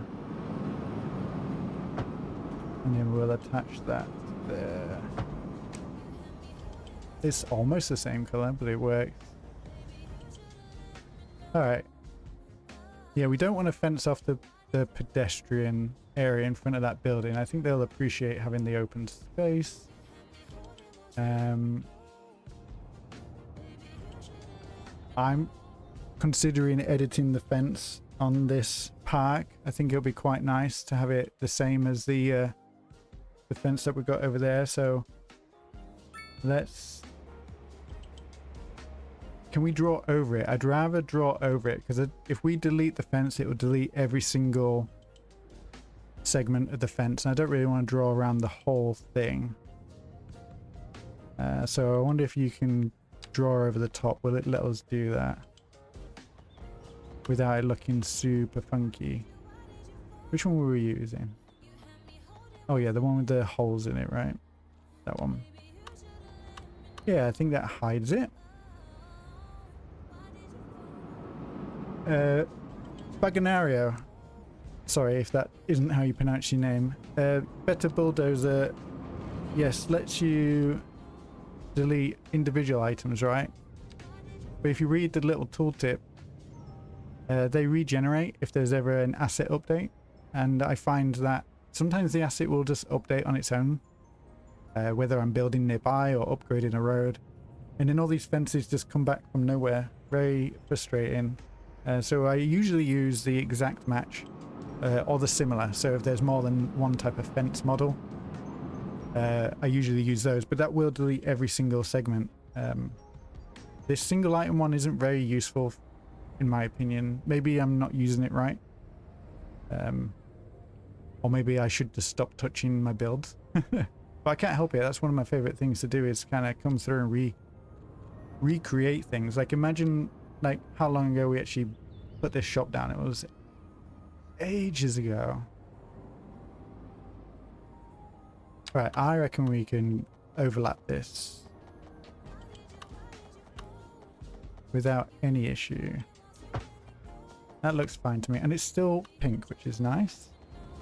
Oh, and it matches the building. I didn't even realize that. Oh, too many trees. Should we bring that? Yeah, let's bring that all the way down here, connect it up to this fence.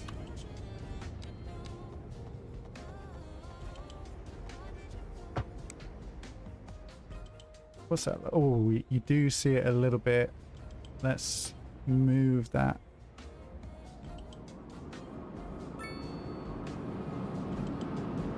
Yeah, it's almost there. Yeah, good enough, good enough. I like that.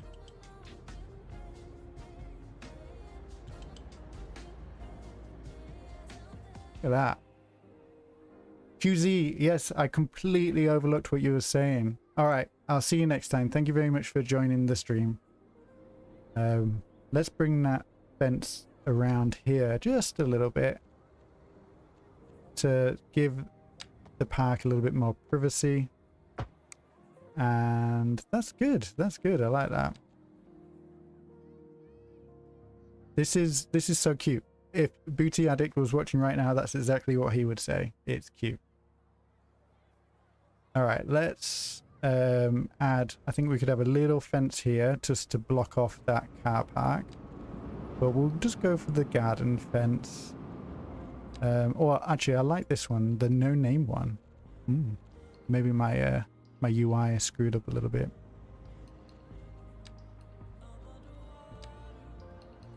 And I'm worried that it's going to clip through people's walking areas, but I think we're okay. We'll get away with it.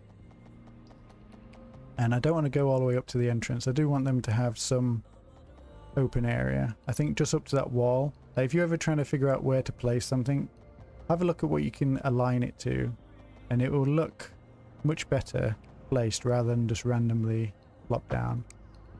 It would look a little bit more realistic in a sense. And mix it up, you know. That fence could have been built at a completely different time to these walls, to this pavement. Doesn't really matter. This is what you'd expect in reality, is that a city or a neighborhood or even just a building complex like this is lots of tiny little decisions made over a long period of time. Nobody is seeing the bigger picture, like the whole history. Some people will have records, like building managers with excellent bookkeeping maybe, but in reality life is full of small tiny decisions. Alright, I'm going to stick some trees down and then we'll put the grates in. And I know that's not the most ideal order of doing things, but sometimes find it difficult to place the trees into the grates. So let's have a tree right at the end of the car park here.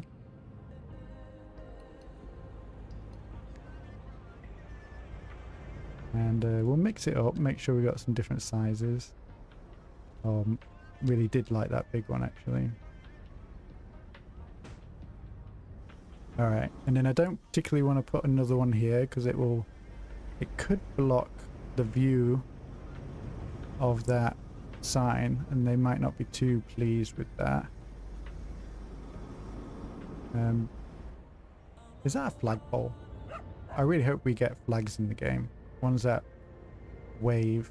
And then we've got these trees, these sad trees. We don't need these in here, do we? So let's use our exact match and remove those. And then we'll place our own. And we'll mix it up. So There's a lot of alders on this map, so the Samui Island map mostly comes with alders, oaks, and coconut palm trees. So that's usually what I use. I like to follow the author's original selection just so that it kind of all harmonizes together. We might not even need to put any of those tree grates down if we place these nicely.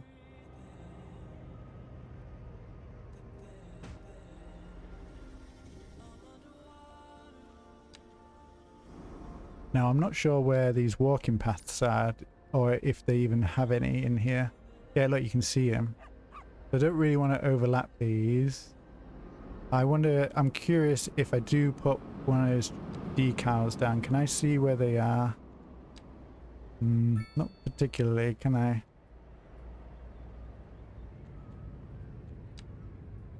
No. Okay, that's fair enough. I should have probably paid attention to where the previous trees were. So I'm having a look now. So there's that one and that one. So we could have some along the back here. I don't see any walking areas there. Maybe one in the corner here.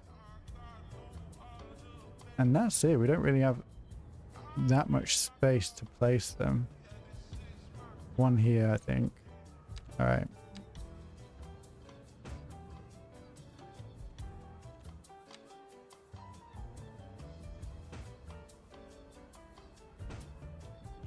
And I'm going quite thick because I do want these dogs to stay cool.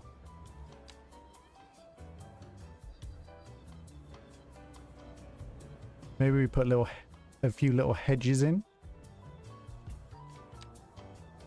Thank you, Unfunny. Thank you. Welcome to the stream. Let's use a low fence. Now these have got a funky looking texture, but I don't mind. Oh no, I do mind. I don't mind if I'm working on a project where we're not particularly looking super close, so let's use some little shrubs instead. Somewhere where the dogs can have a little toilet break. Maybe some flower bushes. Yeah, let's just put a few of those in. And did we hit the walking area? No.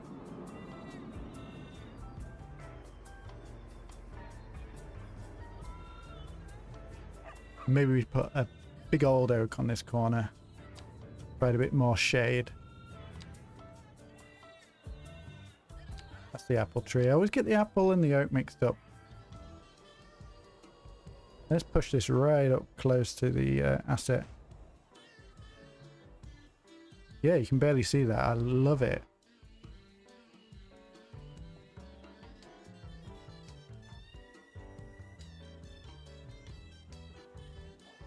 So, to recap, we've got this commercial building, which is called Fetch a Movie. It's recreation, so I think we could come up with a new name. Has anybody got a name? I like the fact that it's called Fetch a Movie. Maybe we could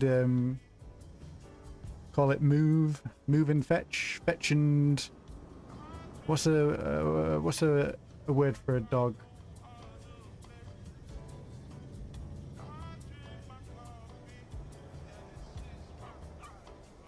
Mutt. There we go. Fetch a mutt. If you guys aren't coming up with any ideas, I'm gonna have to use that.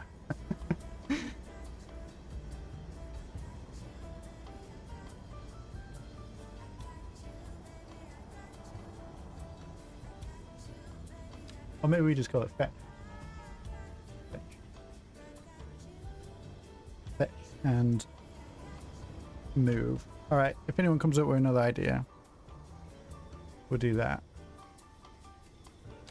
And this sign. I don't know if we can do much about that sign. Or we could do with Write Anywhere. So if we delete that prop, or maybe we cover it up with a decal. Do we have just white decals?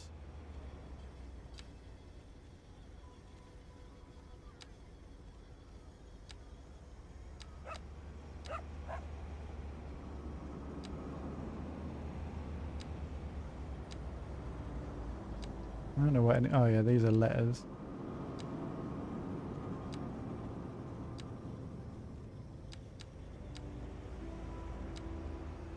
Yeah, I think if we covered this up, we could use the Write Anywhere mod to place down our own. Oh look, we've even got some little what do you call them? Graffiti assets that are like dogs. That's very cute. Maybe that's what we do.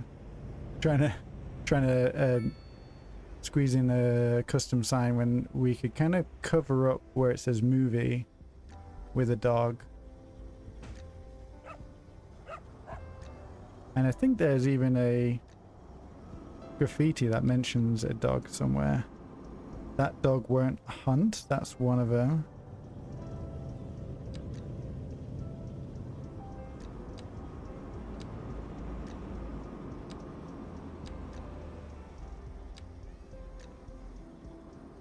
Oh yeah, look, we got this one as well. Bit big though, isn't it? I think that's alright. I like that. And we've got people in the park looking sad.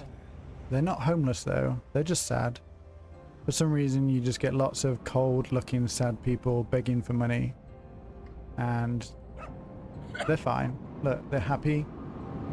They've got a home and they're just visiting the dog park. Alright, I think that area is looking good. We could add loads more props like benches, bollards, plant pots, but I'm not one to overdo it. I think that looks super, super cute. Let's take a picture of that. And maybe get another angle over here.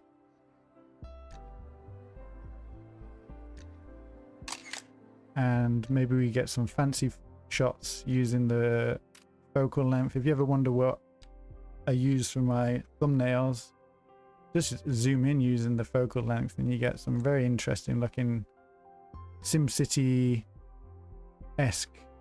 vibes. I like that. You can't really see what we've done very well there. So maybe this is too far out.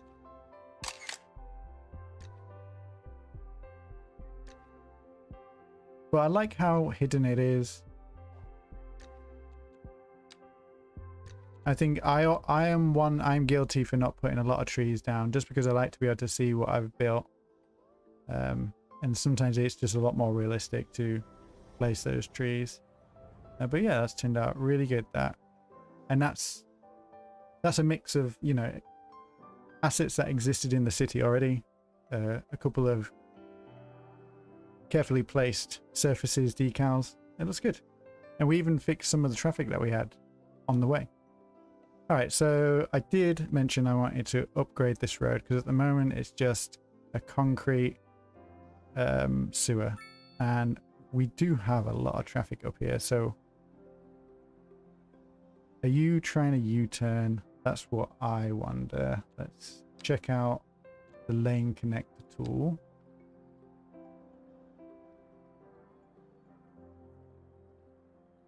So entering the lane connection modification tool will remove forbidden maneuver. Oh, well, let's just do it anyway. Remove U-turns, remove unsafe.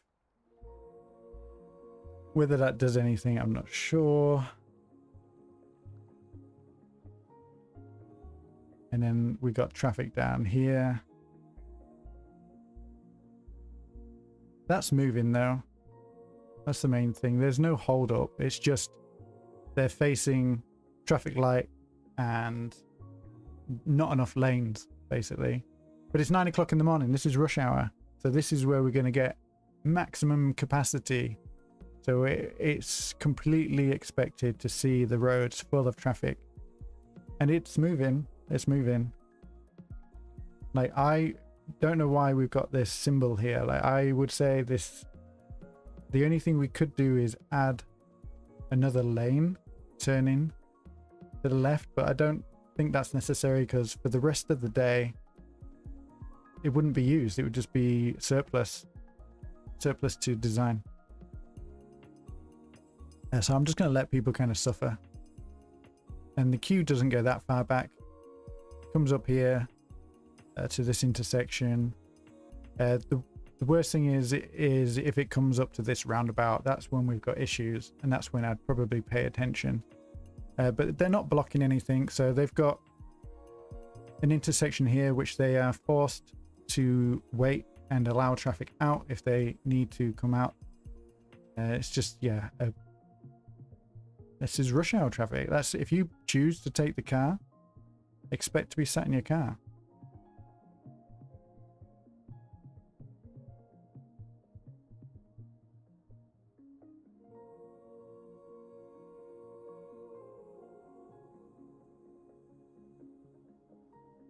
All right, let's go into the road upgrade tool, and you might see my performance does become a little bit worse during rush hour, and that's because we've got the realistic trips mod, and so that just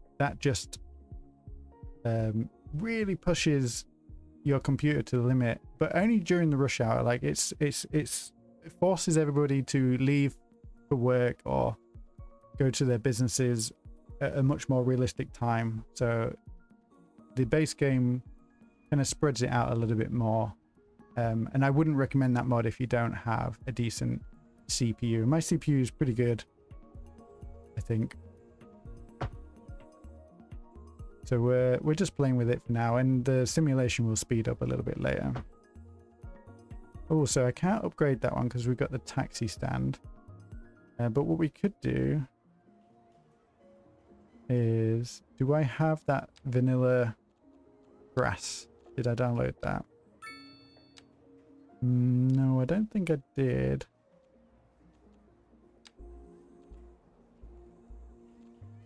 Net lanes. Oh yeah, we've got these ones, but it's a different color. I think that's okay though. Let's fill up that median from edge to edge. And we do lose that curb a little bit. I wonder if we'll notice once we put some trees on it. It's a little bit noticeable, isn't it? Or maybe not. That's actually a really nice texture. I wish the base game used that texture, like the vanilla texture for the grassy medians. But I think it would just be way too much effort to do it manually. And if you're really into detailing, like, go ahead. Knock yourself out. Like, if I wasn't, you know, busy with work and taking the dogs for a walk, I'd probably spend a lot of time creating super detailed cities, and I admire anyone that that does. But we'll just do this small little detail here and kind of leave the rest vanilla. I'm happy with that. Now for trees, we do have a few palms through here. Right, this song is a little bit too epic for my liking. Can I skip it? There we go. So let's have a look at the trees. And I do like having the coconut palms down the middle. They provide a bit more visibility for drivers. And then maybe we put some more leafy trees around the pavement where people will be walking.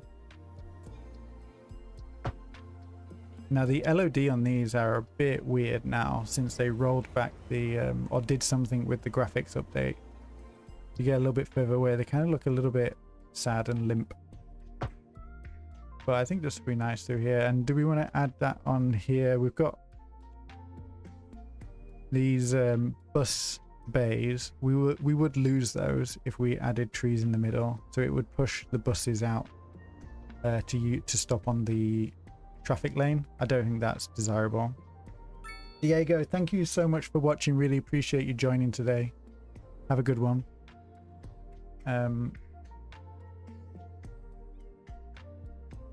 I wouldn't mind having something in the middle though, so maybe we do need to add our own trees, or maybe not in the middle, maybe around the edges. We've got the trees there. Maybe planters. Planters might be good. I like planters. I'm always getting mixed up between the vanilla line tool and the advanced line tool. Yeah, that might be alright. Something like that. We haven't really got any other use for this median.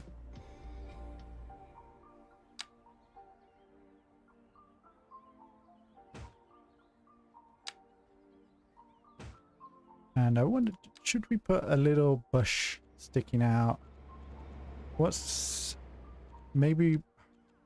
Oh, I'll tell you what's really nice. These Florida palms, when they're baby,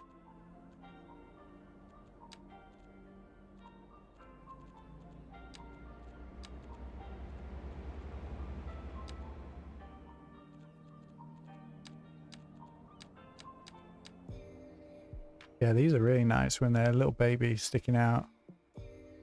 I reckon we could put a few along there. So we use the line tool and let's go to spacing. Let's reduce this down somewhere quite small, maybe at 3. So 3 is what it's saying is the minimum. Let's push it up to 4. Let's turn on rotation. There's so many different options. I always end up screwing something up. Space variation. Maybe just do tiny little one of the offset variation. I think that might be alright. Is that going to create like a natural looking... I can't really see the difference, to be honest. That's alright. Let's just pop a few in here and then we can come back and maybe plant a couple of our own. I want to imagine maybe these were planted uniformly a while ago, and then maybe a few have died, a few have been replanted, a few have kind of gone a little bit skew width, a little bit off center.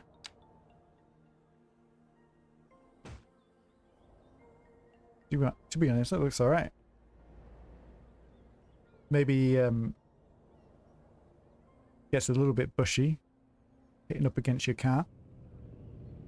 It's okay. Oh look, we've got the electric bus sign. I need to configure this right anywhere thing. This is a mod that adds these words onto your public transport vehicles. I love it. But yeah, that's all right. And we don't really have much shade on the opposite side of the road, do we? And we've got these single family homes along here, which looking left and right might be at risk of being replaced in the future. I'll tell you what, I'm going to save. I feel like I've not done a proper save for a while. Or at all during the stream. We've been relying on the auto save. So, Sunny Isle Live number 1. And it's free episode 31.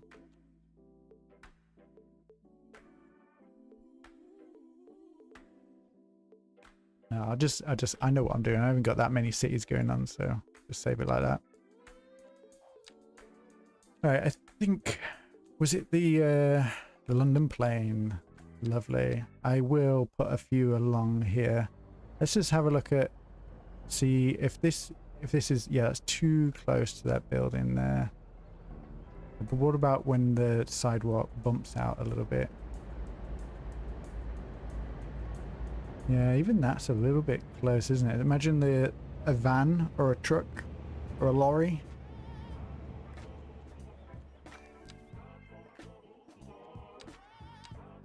The thing is, it's all well and good selecting ages, but I do find Tree Controller on the odd occasion just decides to reset everything. So I won't be too precious about tree placement and the size of things. Don't want to block a driveway. That's where rubbish is collected, so pop that one there. Let's pop one right at the end of this pathway, just so that we've got a little bit of a buffer as you walk down. You got a tree to look at instead of traffic. And see where we got these smaller homes, that's where we can start to bring in these larger trees. I don't mind having them on this bus bay.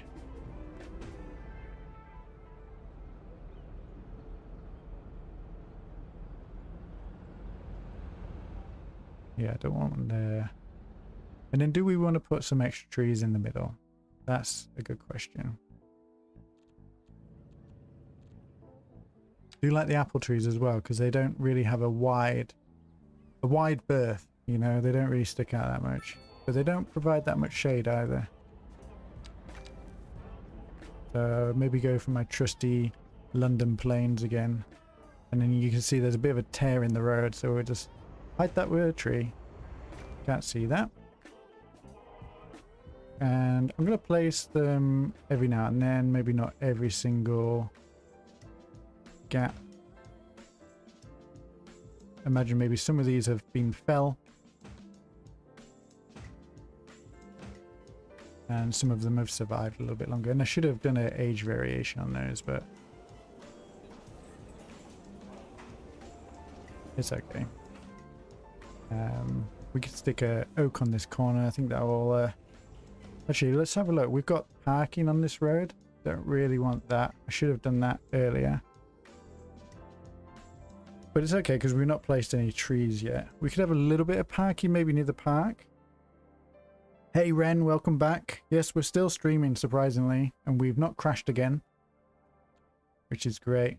Okay, so if I wanted to add a ghost node, that means I have to add a road, and I'm worried that I'm going to lose all this zone in here, so I'll leave it and just remove the parking anyway.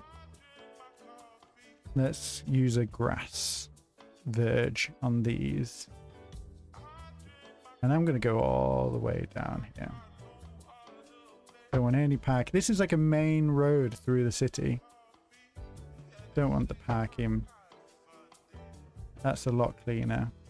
And if there's any accidents, you know, people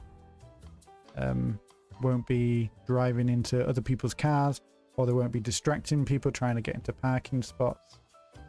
Yeah, I like that.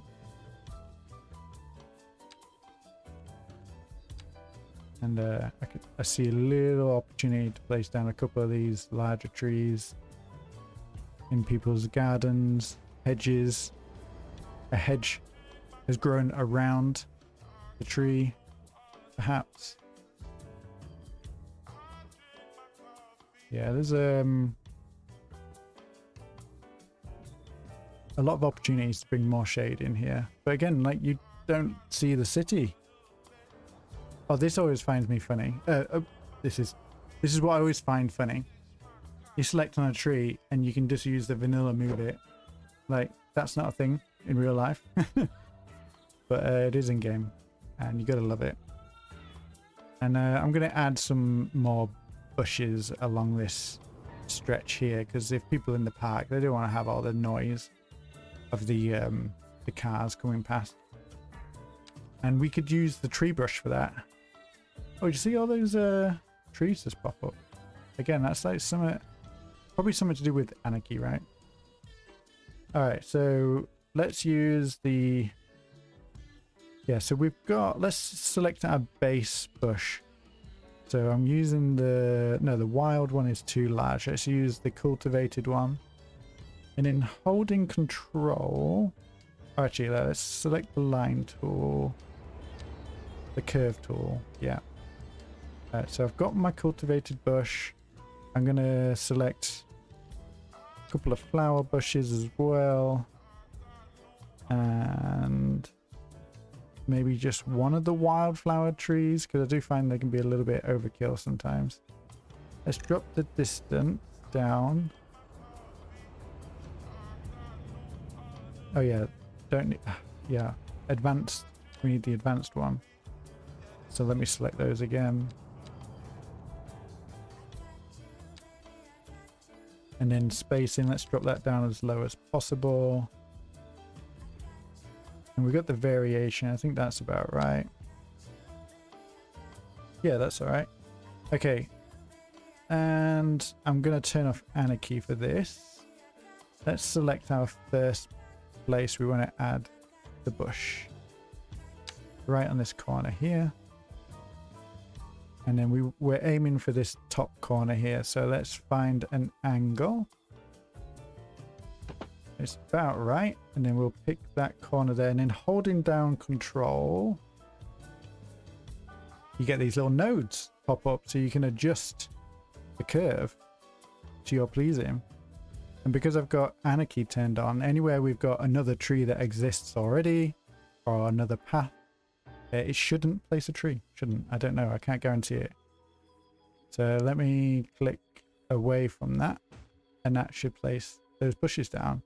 Super, super easy trick to bring in a little bit of variation without clicking 1,000 different times on 1,000 different bushes. And that's really pretty along there. I like that. How's the rail looking? What rail? We got a lot of different rail projects happening at the moment. The main one is this expansion that we've got coming up to the top of our city alongside the supermarket. So the planned expansion in the next episode of Sunny Isle, if all goes accordingly, will be a new rail depot, or not a rail depot, a freight station for cargo here. That will be in conjunction with the closing down of the port, since we already have a port at the other side of the map. And that should save us some money, because at the moment we keep losing a lot of money. We have way too many of certain services. Like, we don't need 2 ports in a city of 68,000 or whatever we got. Hey Tygon, welcome. You've literally just come in at the time that somebody's asked about the rail project, so I'm just explaining not the timeline, but the roadmap for rail infrastructure in Sunny Isle. And as you know, I like to plan these things quite far ahead, and they don't always tend to stick around. But yeah, I was just saying, this planned extension that we've got here will be leading up to a new cargo rail station, and it will mean that we can close down the cargo harbour, which is going to cost us a lot of money, which is currently costing us a lot of money. Not sure if we need any help yet, Tygon. I really appreciate the offer though. But yeah, if you just have a look at what this is costing us, it's 252,000 a month, and I don't have any rail stations here, but I do have one of Tygon's down here, just this medium one. This one only costs us 38,000. So if you compare the cost of having 2 ports compared to having 1 port, which will keep this one and then we'll ship it by rail to the city, it's going to cost us like 1/10 of the price. Like, it's just not worth us having 2 ports on the map. Not right now anyway. So yeah, we'll put down one of those cargo rail stations up here, or maybe the vanilla one. I don't know if that one costs any more money. I know it's a little bit bigger.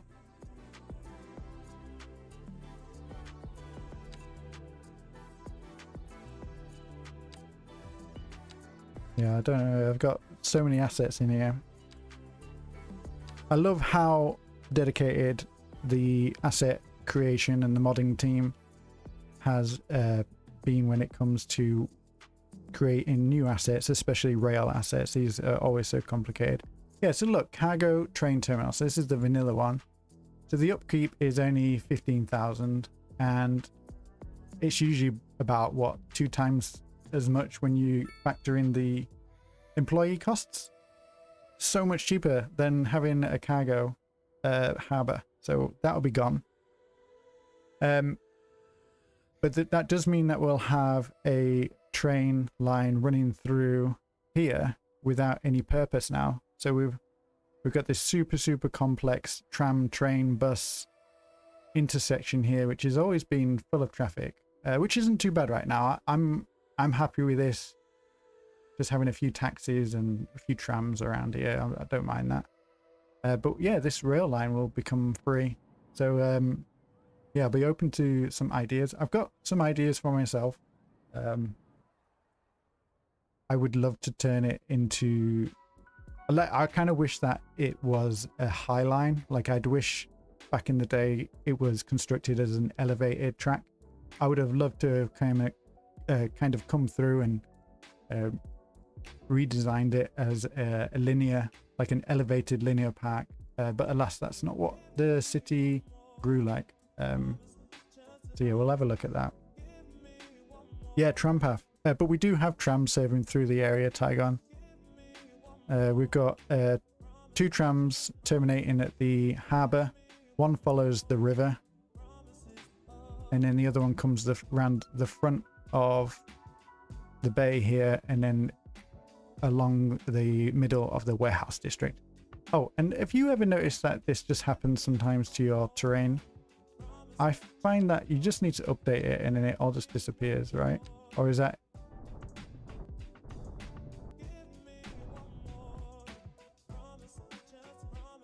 Or maybe it's been patched, you know, because I had some issues with that.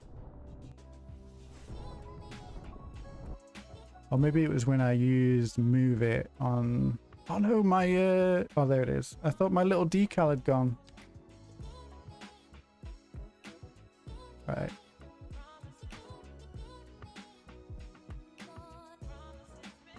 Let's have a look. Yeah, look, it's all gone. It's all gone. It was just glitched.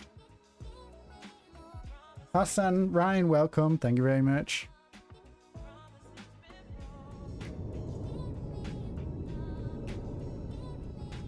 I would love to build some hilly neighborhoods in the future on these hills. Like, look at that. That's gorgeous. It would have to be low density, I think, because it's just not that close to the core, like the center of town. But I wouldn't mind doing something similar to this, where we've got the old town on the hill on one of the other peninsulas.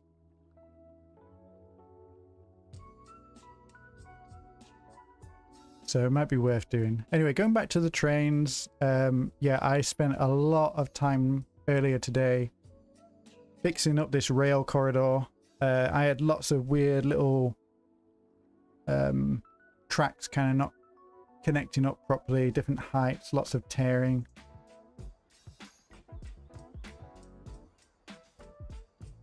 Oh, Tygon, going back to your comment about running a funicular, I would love to have a funicular asset because this build here is crying out for some sort of like funicular public transport, maybe up the middle here. That'd be really nice. Or maybe even on the beach where it's super steep, like that, like connects you up to the back of the French City Hall here down to the beach. That'd be really nice then. Anyway, I think there's a significant delay on the stream because I'm not seeing the chat as fast as I was. So I apologize if I'm jumping back and forth, but I do appreciate all your feedback.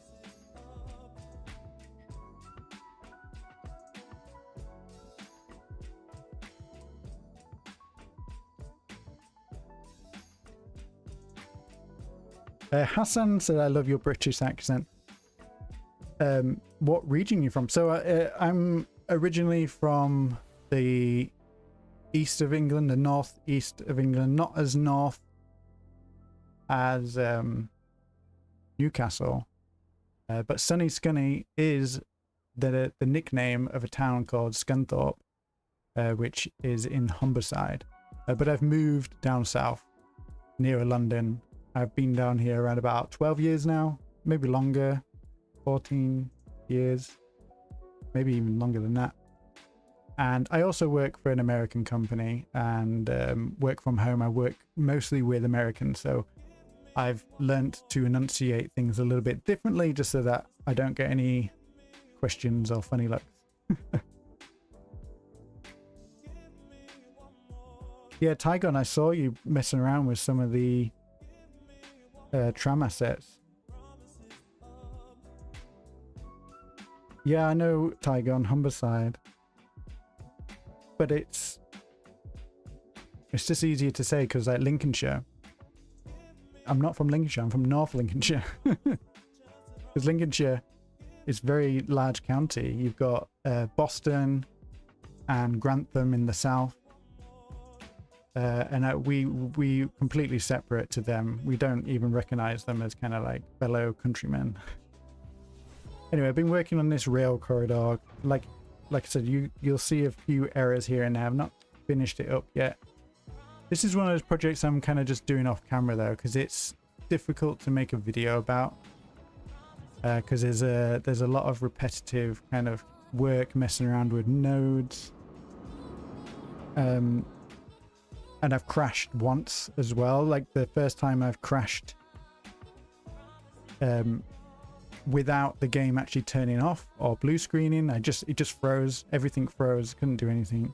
But yeah, let's fix these scissors while we're here, since Tygon's on and he reminds me. And let's save the game, because we're using Move It. I don't want there to be any problems. Poop. I love that name. I loved your OG BRT video. Yeah, that was a really, really interesting video to make. Like, it was my first video on YouTube, and when I was designing the thumbnail and editing the video, I had a feeling that it was going to be well received, but I didn't expect it to blow up as much as it did. So I remember my first day, it got like 1,000 views, and then the second day it got like 5,000 views, and then it just started growing up and up and up. And for a channel with only one video, I was absolutely blown away by the reception and by just like the welcoming of the community.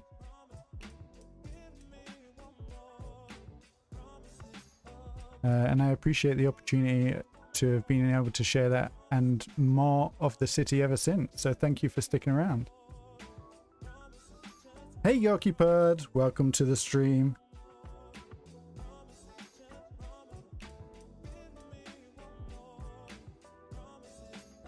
So Hassan asks, what kind of style do you envision when building? You struggle to kind of find a cohesive architectural city, you know, connecting buildings up and aligning and everything.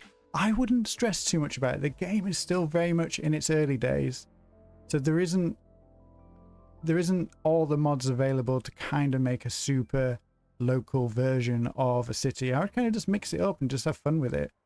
Like, I'm using assets from Japan, the UK, the US, all sorts of stuff. You just gotta have fun.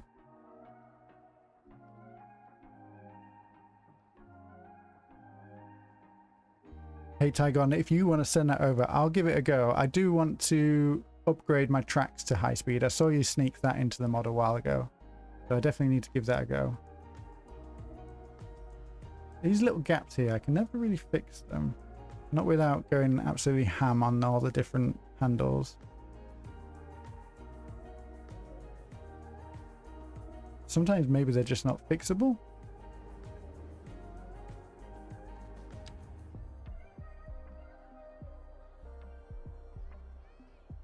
Oh. No rush, Tygon. I don't think we'll be able to have time to do it today, but I appreciate the offer. All right, and then this fella. Can we... Oh. What is causing that to glitch through there?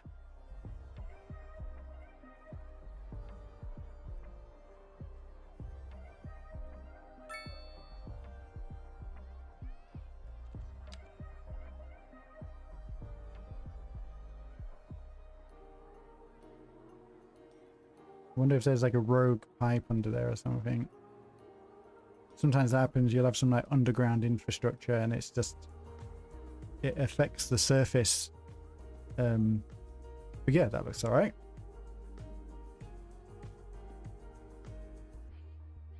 Yeah, I think we got it in the end.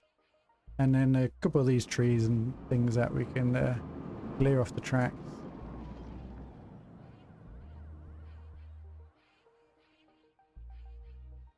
Yeah. Thank you very much, Tygon. Thanks. And oh yeah, we got some more of these trees popping through.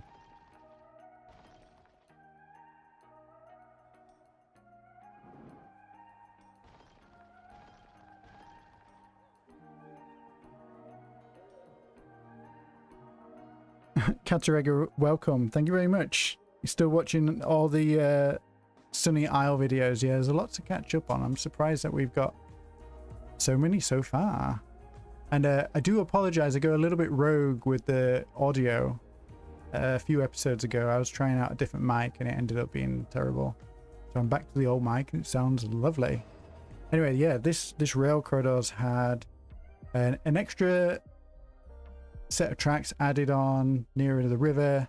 I'm wondering what to do underneath this bridge. I think it would be interesting to create maybe a disused industrial site, something that's maybe connected up to the depot. We've got this road. This is the only access road available.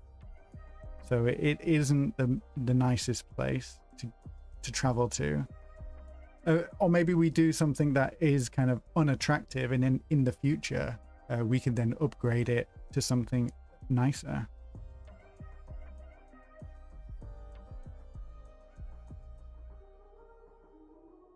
Yeah, have you been watching Canadian, Tygon? Canadian has been doing loads of rail stuff, really cool stuff. Hassan says that green buffer is good. I mean, to be honest, it's a tropical island. Anywhere where there's kind of like an opening space, like you're gonna get foliage and trees growing. No, not Canadian moose, Tygon. I think it's Canadian. It's spelled K-E-N, Ken, Canadian.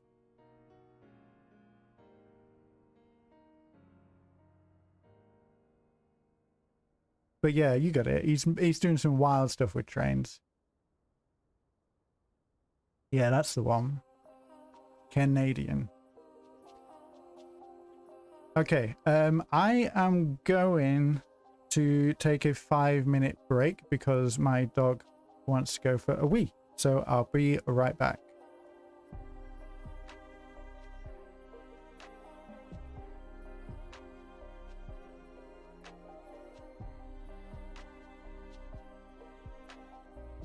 Right.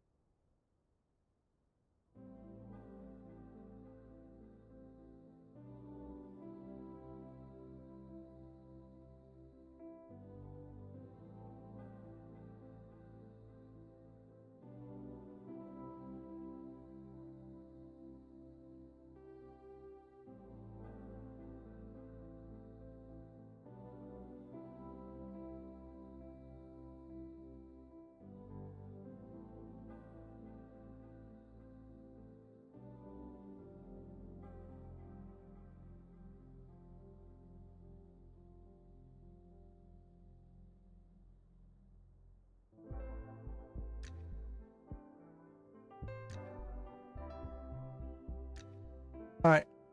Thanks for holding on. Dog has had its refreshments and its little toilet break. And, oh, 6 o'clock. So we're starting to see the rush hour again. So performance might go down just a little bit. Hassan's been asking about the creator series. Yes, that's still with a couple of the other creators. Project Homestuck, if you're referring to that.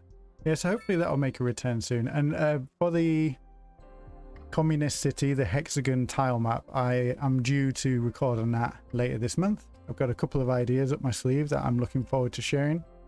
Hey, Poplar Ponderosa, Speak of the Devil, Civ Cities colleague, and yeah, very inspiring map creator. Welcome to the stream. But yeah, Tygon, if you're still sticking around, yeah, I ended up replacing the rail yard with this wider one here, so we've got those extra tracks coming out, and we don't get any of those traffic jams that we had at the depot with the other asset with the 4 lines dividing. Maybe get one over here, but very far and few in between. I wouldn't worry too much about it. There's definitely a way of fixing it up.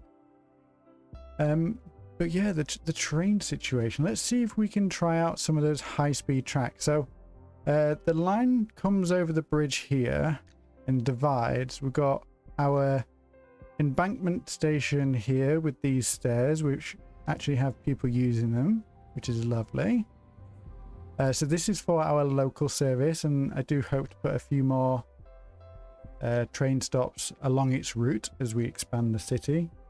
But the high-speed train, once it hits this section of the track, it's full speed ahead, baby, all the way through that mountain, out onto this viaduct, which extends over the field next to the incinerator plant, and then out of the map into a sneaky little tunnel. So I think we might be able to play around with some of those high-speed tracks that Tygon has added to the rail pack in the last update.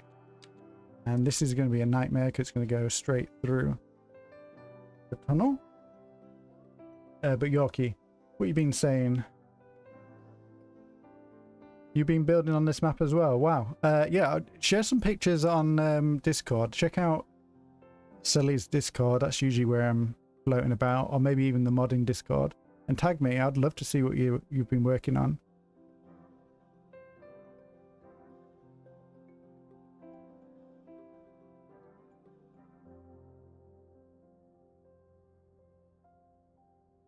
Amazing stuff, Tygon. Catching up with what you said about upgrading the track to be passenger only. That's quite interesting. And yeah, we don't have any cargo rail connected to the outside of the city. So that'll be perfect. I'm going to try those networks out now then. Let's use your filter. It's very useful to have that. What is this you put in? Oh, it's a little freight yard. Those high-speed tracks, where we look. So high-speed double train track, I think that's what we need. And if we have a quick read of the description, so this high-speed train, which allows speeds of up to 500 kilometers per hour, is a train track for your super high-speed trains to fly along. Okay, cool.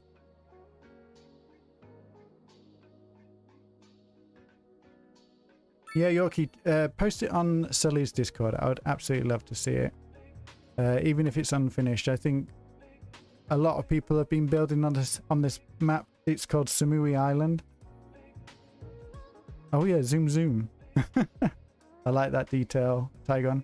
A City Planner picked the map for his ultimate beginner's guide, and so ever since then there's been a plethora of people just building on the map, and it's always incredible to see what people have done.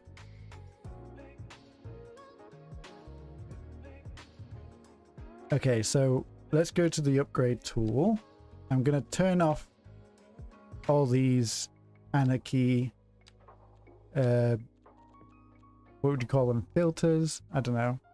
So that will prevent any changes to the network. Whereas if we have them turned on, that will force it to the ground, and we don't want that.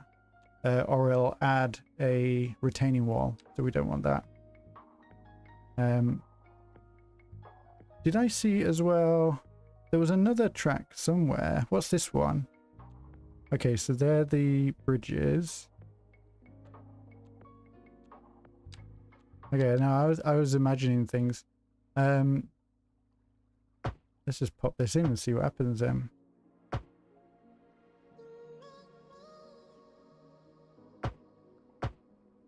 And I'm being very deliberate here. I know I could just drag and copy it, but I'm very curious to see what this looks like. I can already see that train is traveling so much faster than normal.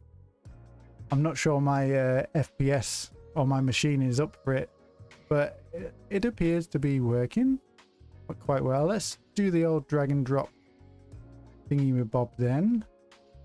And I'm going to go up to the tunnel. I'm very, very cautious about screwing this up. And you notice we don't have Anarchy turned on. This is a vanilla approved replacement. Did that do any dodgy things? Did that even work? Oh no, we do need Anarchy. All right, my bad. Let's go back up to the tunnel and go back on ourselves. And it was up to this bridge, wasn't it? Okay, so that's that. Let's have a look at this tunnel segment then. Start one entrance into the other. That was fairly painless. And then let's just go all the way to here. And then let's see if this works. Doesn't want me to upgrade that piece connected to the outside.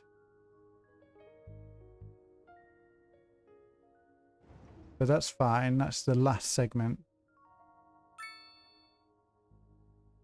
Hey QZ, so generous. Thank you very much. Hassan, yeah, we've got a couple of creator series. So we've got the Project Homestuck, which is on a little bit of a hiatus for now. I'm not sure when that will return. But the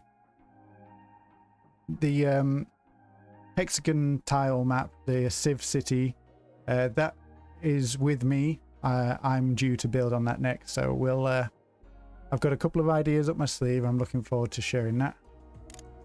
QZ, let's try underground. Wow, you are so clever, QZ. Did this upgrade? I'm not sure it did actually. Do you need to use the underground tool for the tunnel entrances as well? Maybe. I don't know. But so clever. As always, QZ. And I think, did that train despawn? Yeah. That's okay. Let's have a look at where the next train's coming from. Oh, I don't think it did despawn. Very nice. Does this... Let's go out of underground mode and let's go into cinema mode. Oh yeah, my computer is huffing and puffing. I can feel it. Yes, Tygon, I got dev mode set up.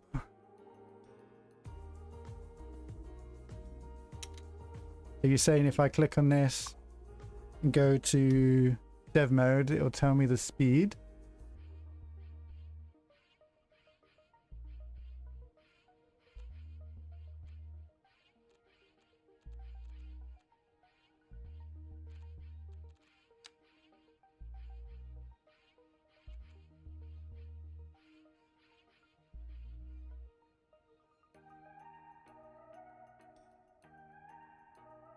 So go to gameplay, go to developer info. Developer info.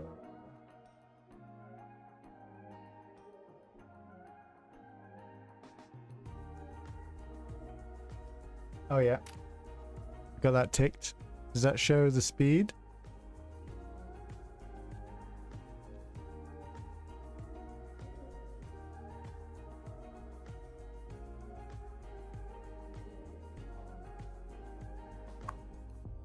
Oh, here we go. It's currently... Oh.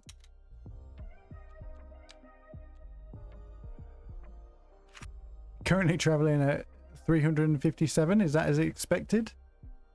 Maybe because of the corner, it's a little bit slower. We'll have to catch it on its return journey.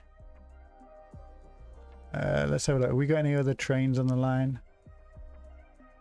No, that's the only one at the moment.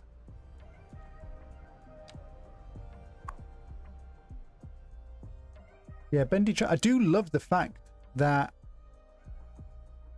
bends in tracks slow down your trains. The one annoying thing though I do find is the elevation change. Sometimes you get nodes that are kind of inside one of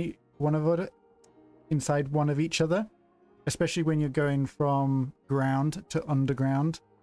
And for all I can try, I try to make them as flat as possible, but for some reason the train just hits that tunnel entrance and just grinds to a halt and just slows down. So I end up just rebuilding the whole thing probably like 2 or 3 times before it just functions. But yeah, I'm looking forward to seeing if we can actually hit those speeds, especially on the tunnel section. That'll be exciting. I haven't got the first person camera mod set up. That would be really cool to see this going through the countryside, but I'm looking forward to seeing if we get what was it, Mach 3, Mach 7? I don't know what the expression is, but let's oh yeah, you can see that it's getting a bit framey. Let's look down. I find that I get kind of better frames down and a little bit closer.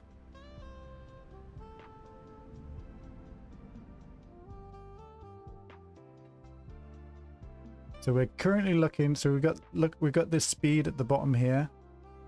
We can go up to 500 kilometers per hour, and that's what these tracks that we've placed down can offer. And we're getting there.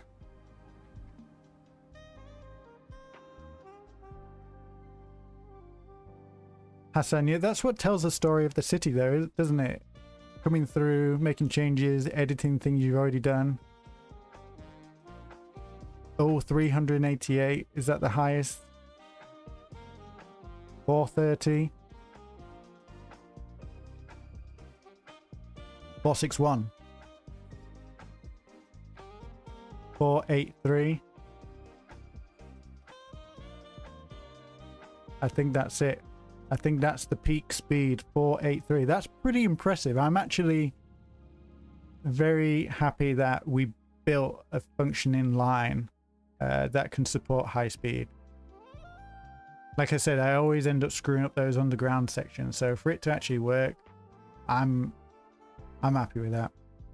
Very pleased indeed. All right, so I did have rail scissors on my to-do list, on my little sticky note, so I can put that one in the bin. And I've done the doggy daycare center, the car park, so I can put that in the bin. And I've upgraded the Phoenix Park Road, which I feel like could be named the Phoenix... Well, no, it's the Phoenix Bridge Road, isn't it? But I feel like renaming it the Phoenix Parkway instead. But the problem is it does connect up to that road up here. It's got that weird weird road connection where the names kind of shared with each other. And that's, look at that connection up there. That shouldn't be the same road. Oh well, we'll leave that. Hey Hassan, you said yes, I've been to Frankfurt recently. I stayed near the train station, if you have any idea what it's like there.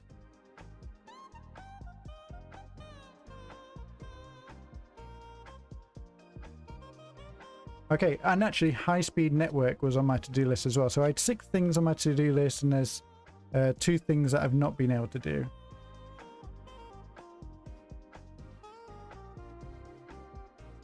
They were rebuilding the South Bay Pier. For this one, using one of the new pier assets, but this is like, well, no, maybe that won't take us too long because it's just a few props, isn't it? And actually what I could do, if I select that prop, use the brush tool, make sure that remove only matching type is turned on, and I delete it. No, oh yeah, there we go, it went. Oh, and I'm just going to do a quick save. I know we've got autosave on, but we've done a little bit of rail work. I don't want to be doing that again. Yeah, Yorkiepud, absolutely agree with you. We should be able to choose how far the road names go. I don't know why that isn't a feature in this version of the game like it was in CS1. I'm going to keep that there and see if we can line it up with the new pier.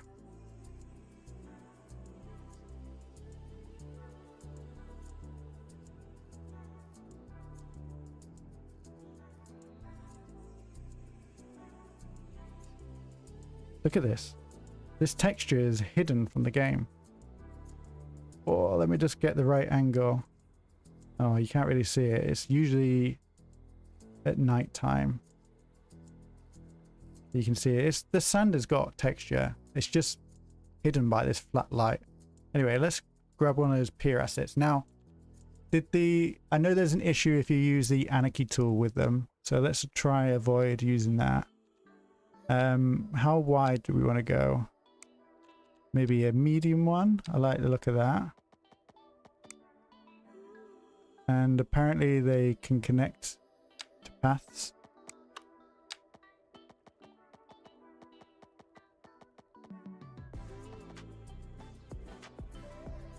And that's probably as far as I want to go, similar to the previous pier.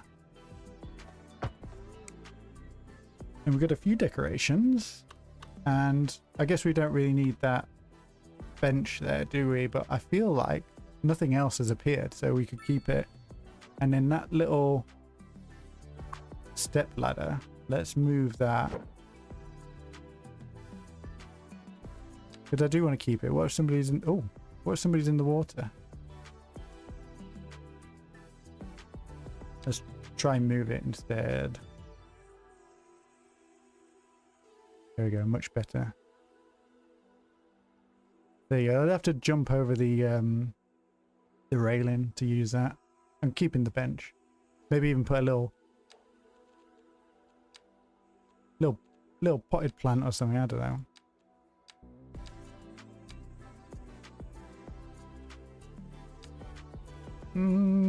The thing is not snapped to this.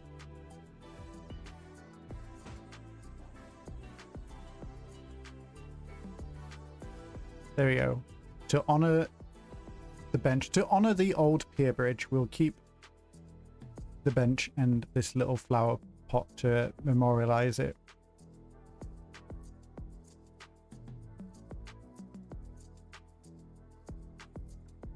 Hey Shane, welcome to the stream. Yeah, it's it's been an experience. Oh no, look at this. The decals go over the top. Oh, we'll have to do some work here then. Let's do we use the move it? All right, let's rotate these around.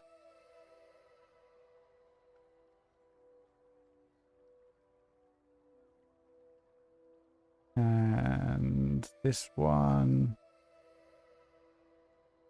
I do want there to be a little bit near the pier, but it might not be possible. I'm not the best at these decals, to be honest. I've seen people do much better things with them. And this beach actually isn't the best beach. The best beach I've designed is at Clipstrand, and I did that pretty much all off camera because it was stressing me out.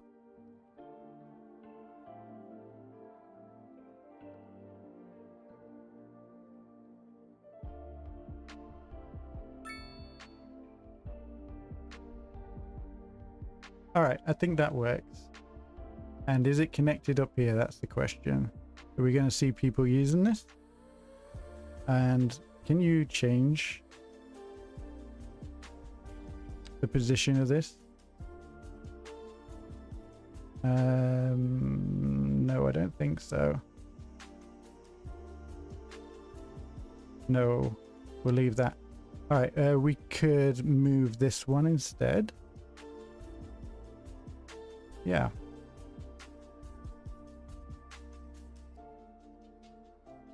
Drop that down, maybe bring it a bit closer. There might be a little bit of a step there, that's all right. And hopefully people will start to use it.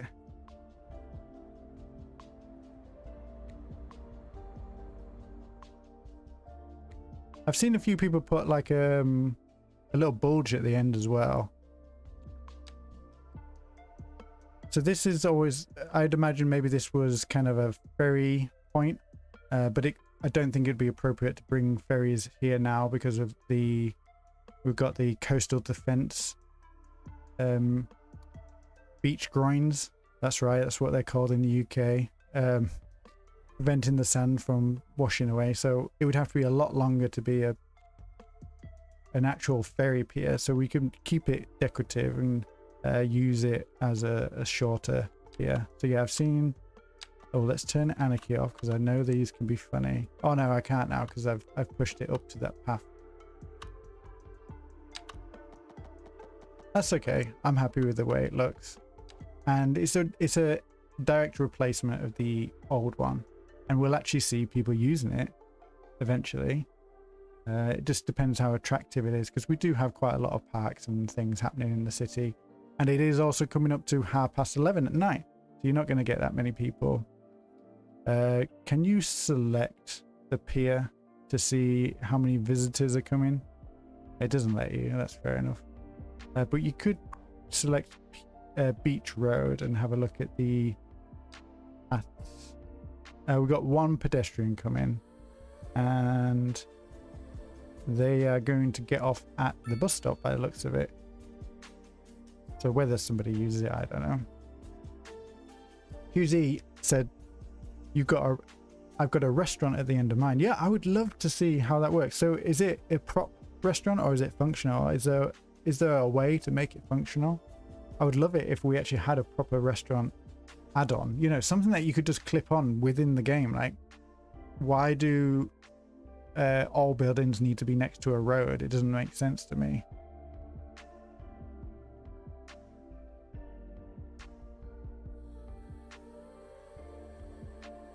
Wolf, you say we can add a ferry stop to the end. Yeah, I think if you're using Washi's mod, Washi's mod might work for that, but I'm a bit hesitant using Washi's mods. I've been burnt in the past, unfortunately. But yeah, no, it looks good. And maybe we do need to put a little invisible pedestrian path just to force it in, just in case it's not connected.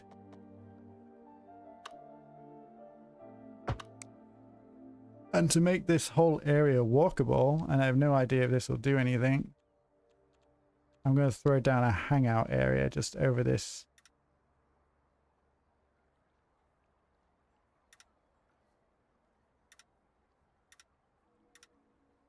And supposedly this will work. If there's a pedestrian path kind of intersecting with it, these invisible ones, which there is a few. So we'll see. I mean, people will be walking on it anyway. It's a pedestrian street, but we might get even more activity potentially. Oh, it's got to be park area. All right.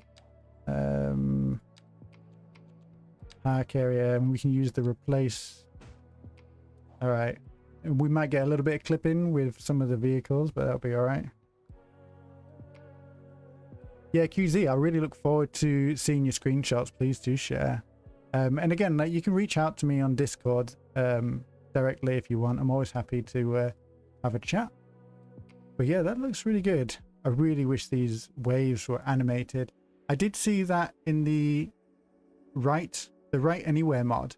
In the mod description, it mentions something to do with animated decals. Whether it would add a lot of stress to your memory, the game itself, possibly. But yeah, I would love to have some waves through here. I mean, in Clipstrand, I didn't use any wave decals, and this beach actually looks pretty cool. I don't mind it, to be honest.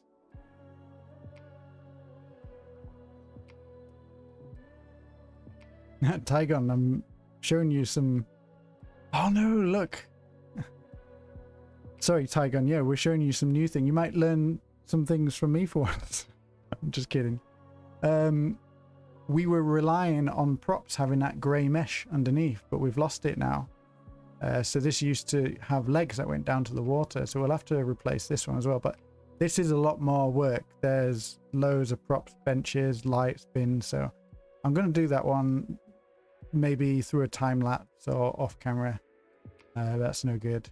But yeah, QZ, you've inspired me now about trying to figure out a way of adding a commercial asset at the end of the pier, and maybe getting it functional. Like through here, this is where we've got these underground parking roads, and they're right underneath our commercial area. So this is all, let me go into info view. This is all our commercial area, and I often do see delivery trucks using the underground car park. They'll drive down here and then they will float up through the surface to deliver stock, and sometimes even people will go, you know, via the car and then under the building itself. So I wonder whether we could do something like that with these piers. If you put a building on the end and you can embed a road underneath to serve its needs. Problem is, it's the electricity and the water connection, like that only works on with a surface road.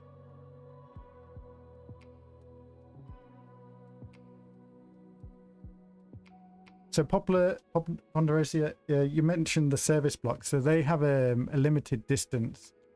I'll just show you in the signature buildings.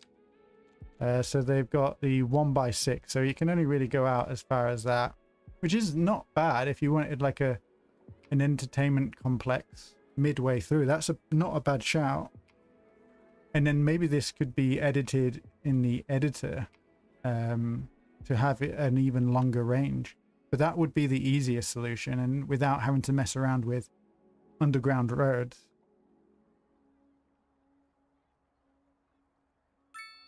And I think, so Tygon, the piers are paths or like pedestrian areas. I don't think they carry traffic, unfortunately. But these cubes I think could work, to be honest. Definitely. And are you saying that we could have a double-decker pier here, Tygon? Do you think we should give it a go?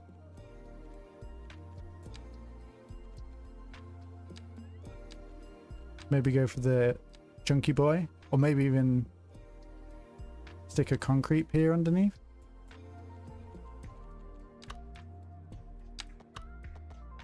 Does that reach? It's a bit low.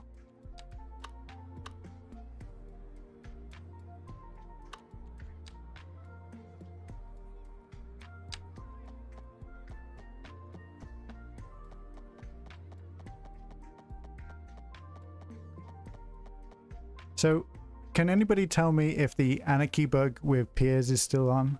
Because I'm really worried about screwing up my save game.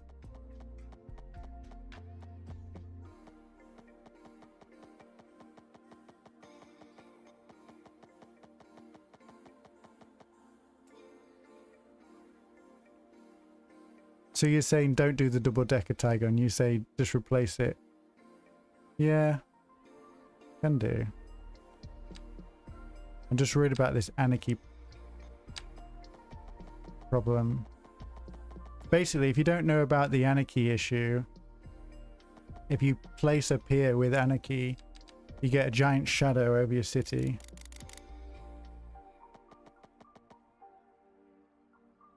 Oh yeah, save.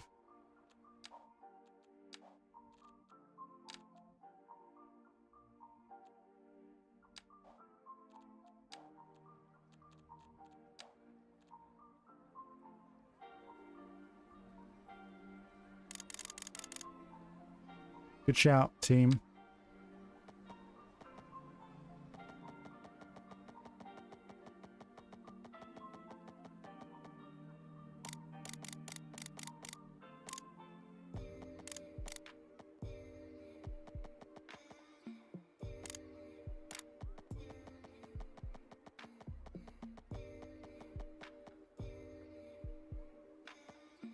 I think that'll be all right. And we didn't get that instant darkness.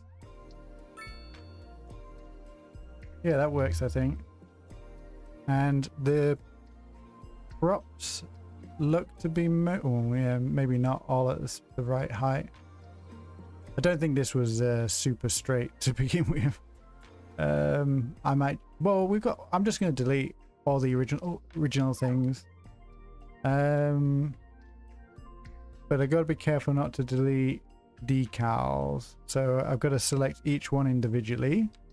So let's grab the bench, turn on the forest tool, and then we've got the turn the strength up, got the snapping thing on, so we can only delete matching type and then delete these through here. And then we can do the same with all the other props. Let's select the little carport and delete those.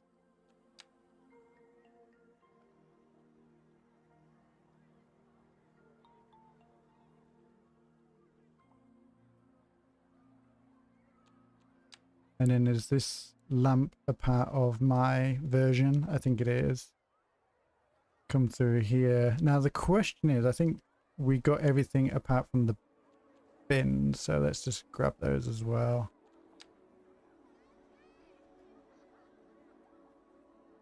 Okay.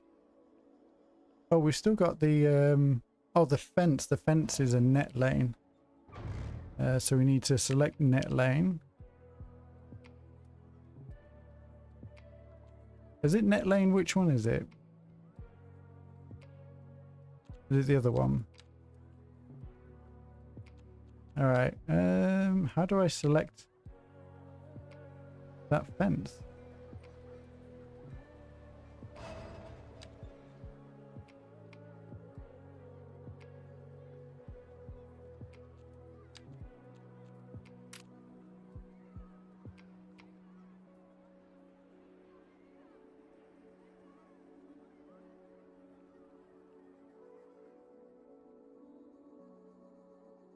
Yeah, can't delete that fence, that net lane for some reason. Or are they props? I'll tell you what. They're props. I was being a doofus. And that should be everything from the custom pier. And we got one of these tiny little cute, what do you call it? Pagoda things. Gazebo. Love it. And that should attract people from the city, because we've always had an issue of a lack of people coming on this side of the train tracks, just because there's not really that much to do over here. We've got a couple of commercial properties and that's about it. So that should help. And do you think we should remove this? It's floating. We don't have the support pillars anymore. So I wonder, actually, no, what we could do is we could raise it up. Raise it up. And have it actually sat on the pier itself. I love that. And then we get to keep some of the original architecture through here. Yeah. Brilliant. And I mean, that's not super stable. I would love to have some more pillars through here. But it works. Works for me anyway.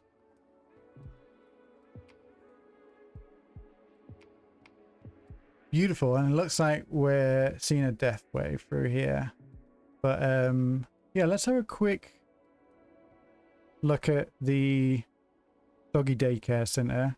And this is what we really spent a lot of time on today. So this was a through road connecting up to this junction here, causing a lot of traffic issues. Well, in a previous episode, we kind of resolved it, but it was just a big concrete slab pedestrian road. So we turned it into a doggy daycare center with a car park, building with a little doggy decal on it, the park We added lots of new trees to add lots of shade. Lovely. Anyway, I'm going to wrap up the stream for now. Thank you so much, everybody that has joined in and commented and tuned in to the on-demand video. Don't get to do this very often, and you can thank the British heatwave from ensuring that I couldn't get a video out in time, so I had to do a live stream. But if you want to see more live streams, let me know. I had a lot of fun, and we've got a lot more to do in the city. I look forward to sharing more.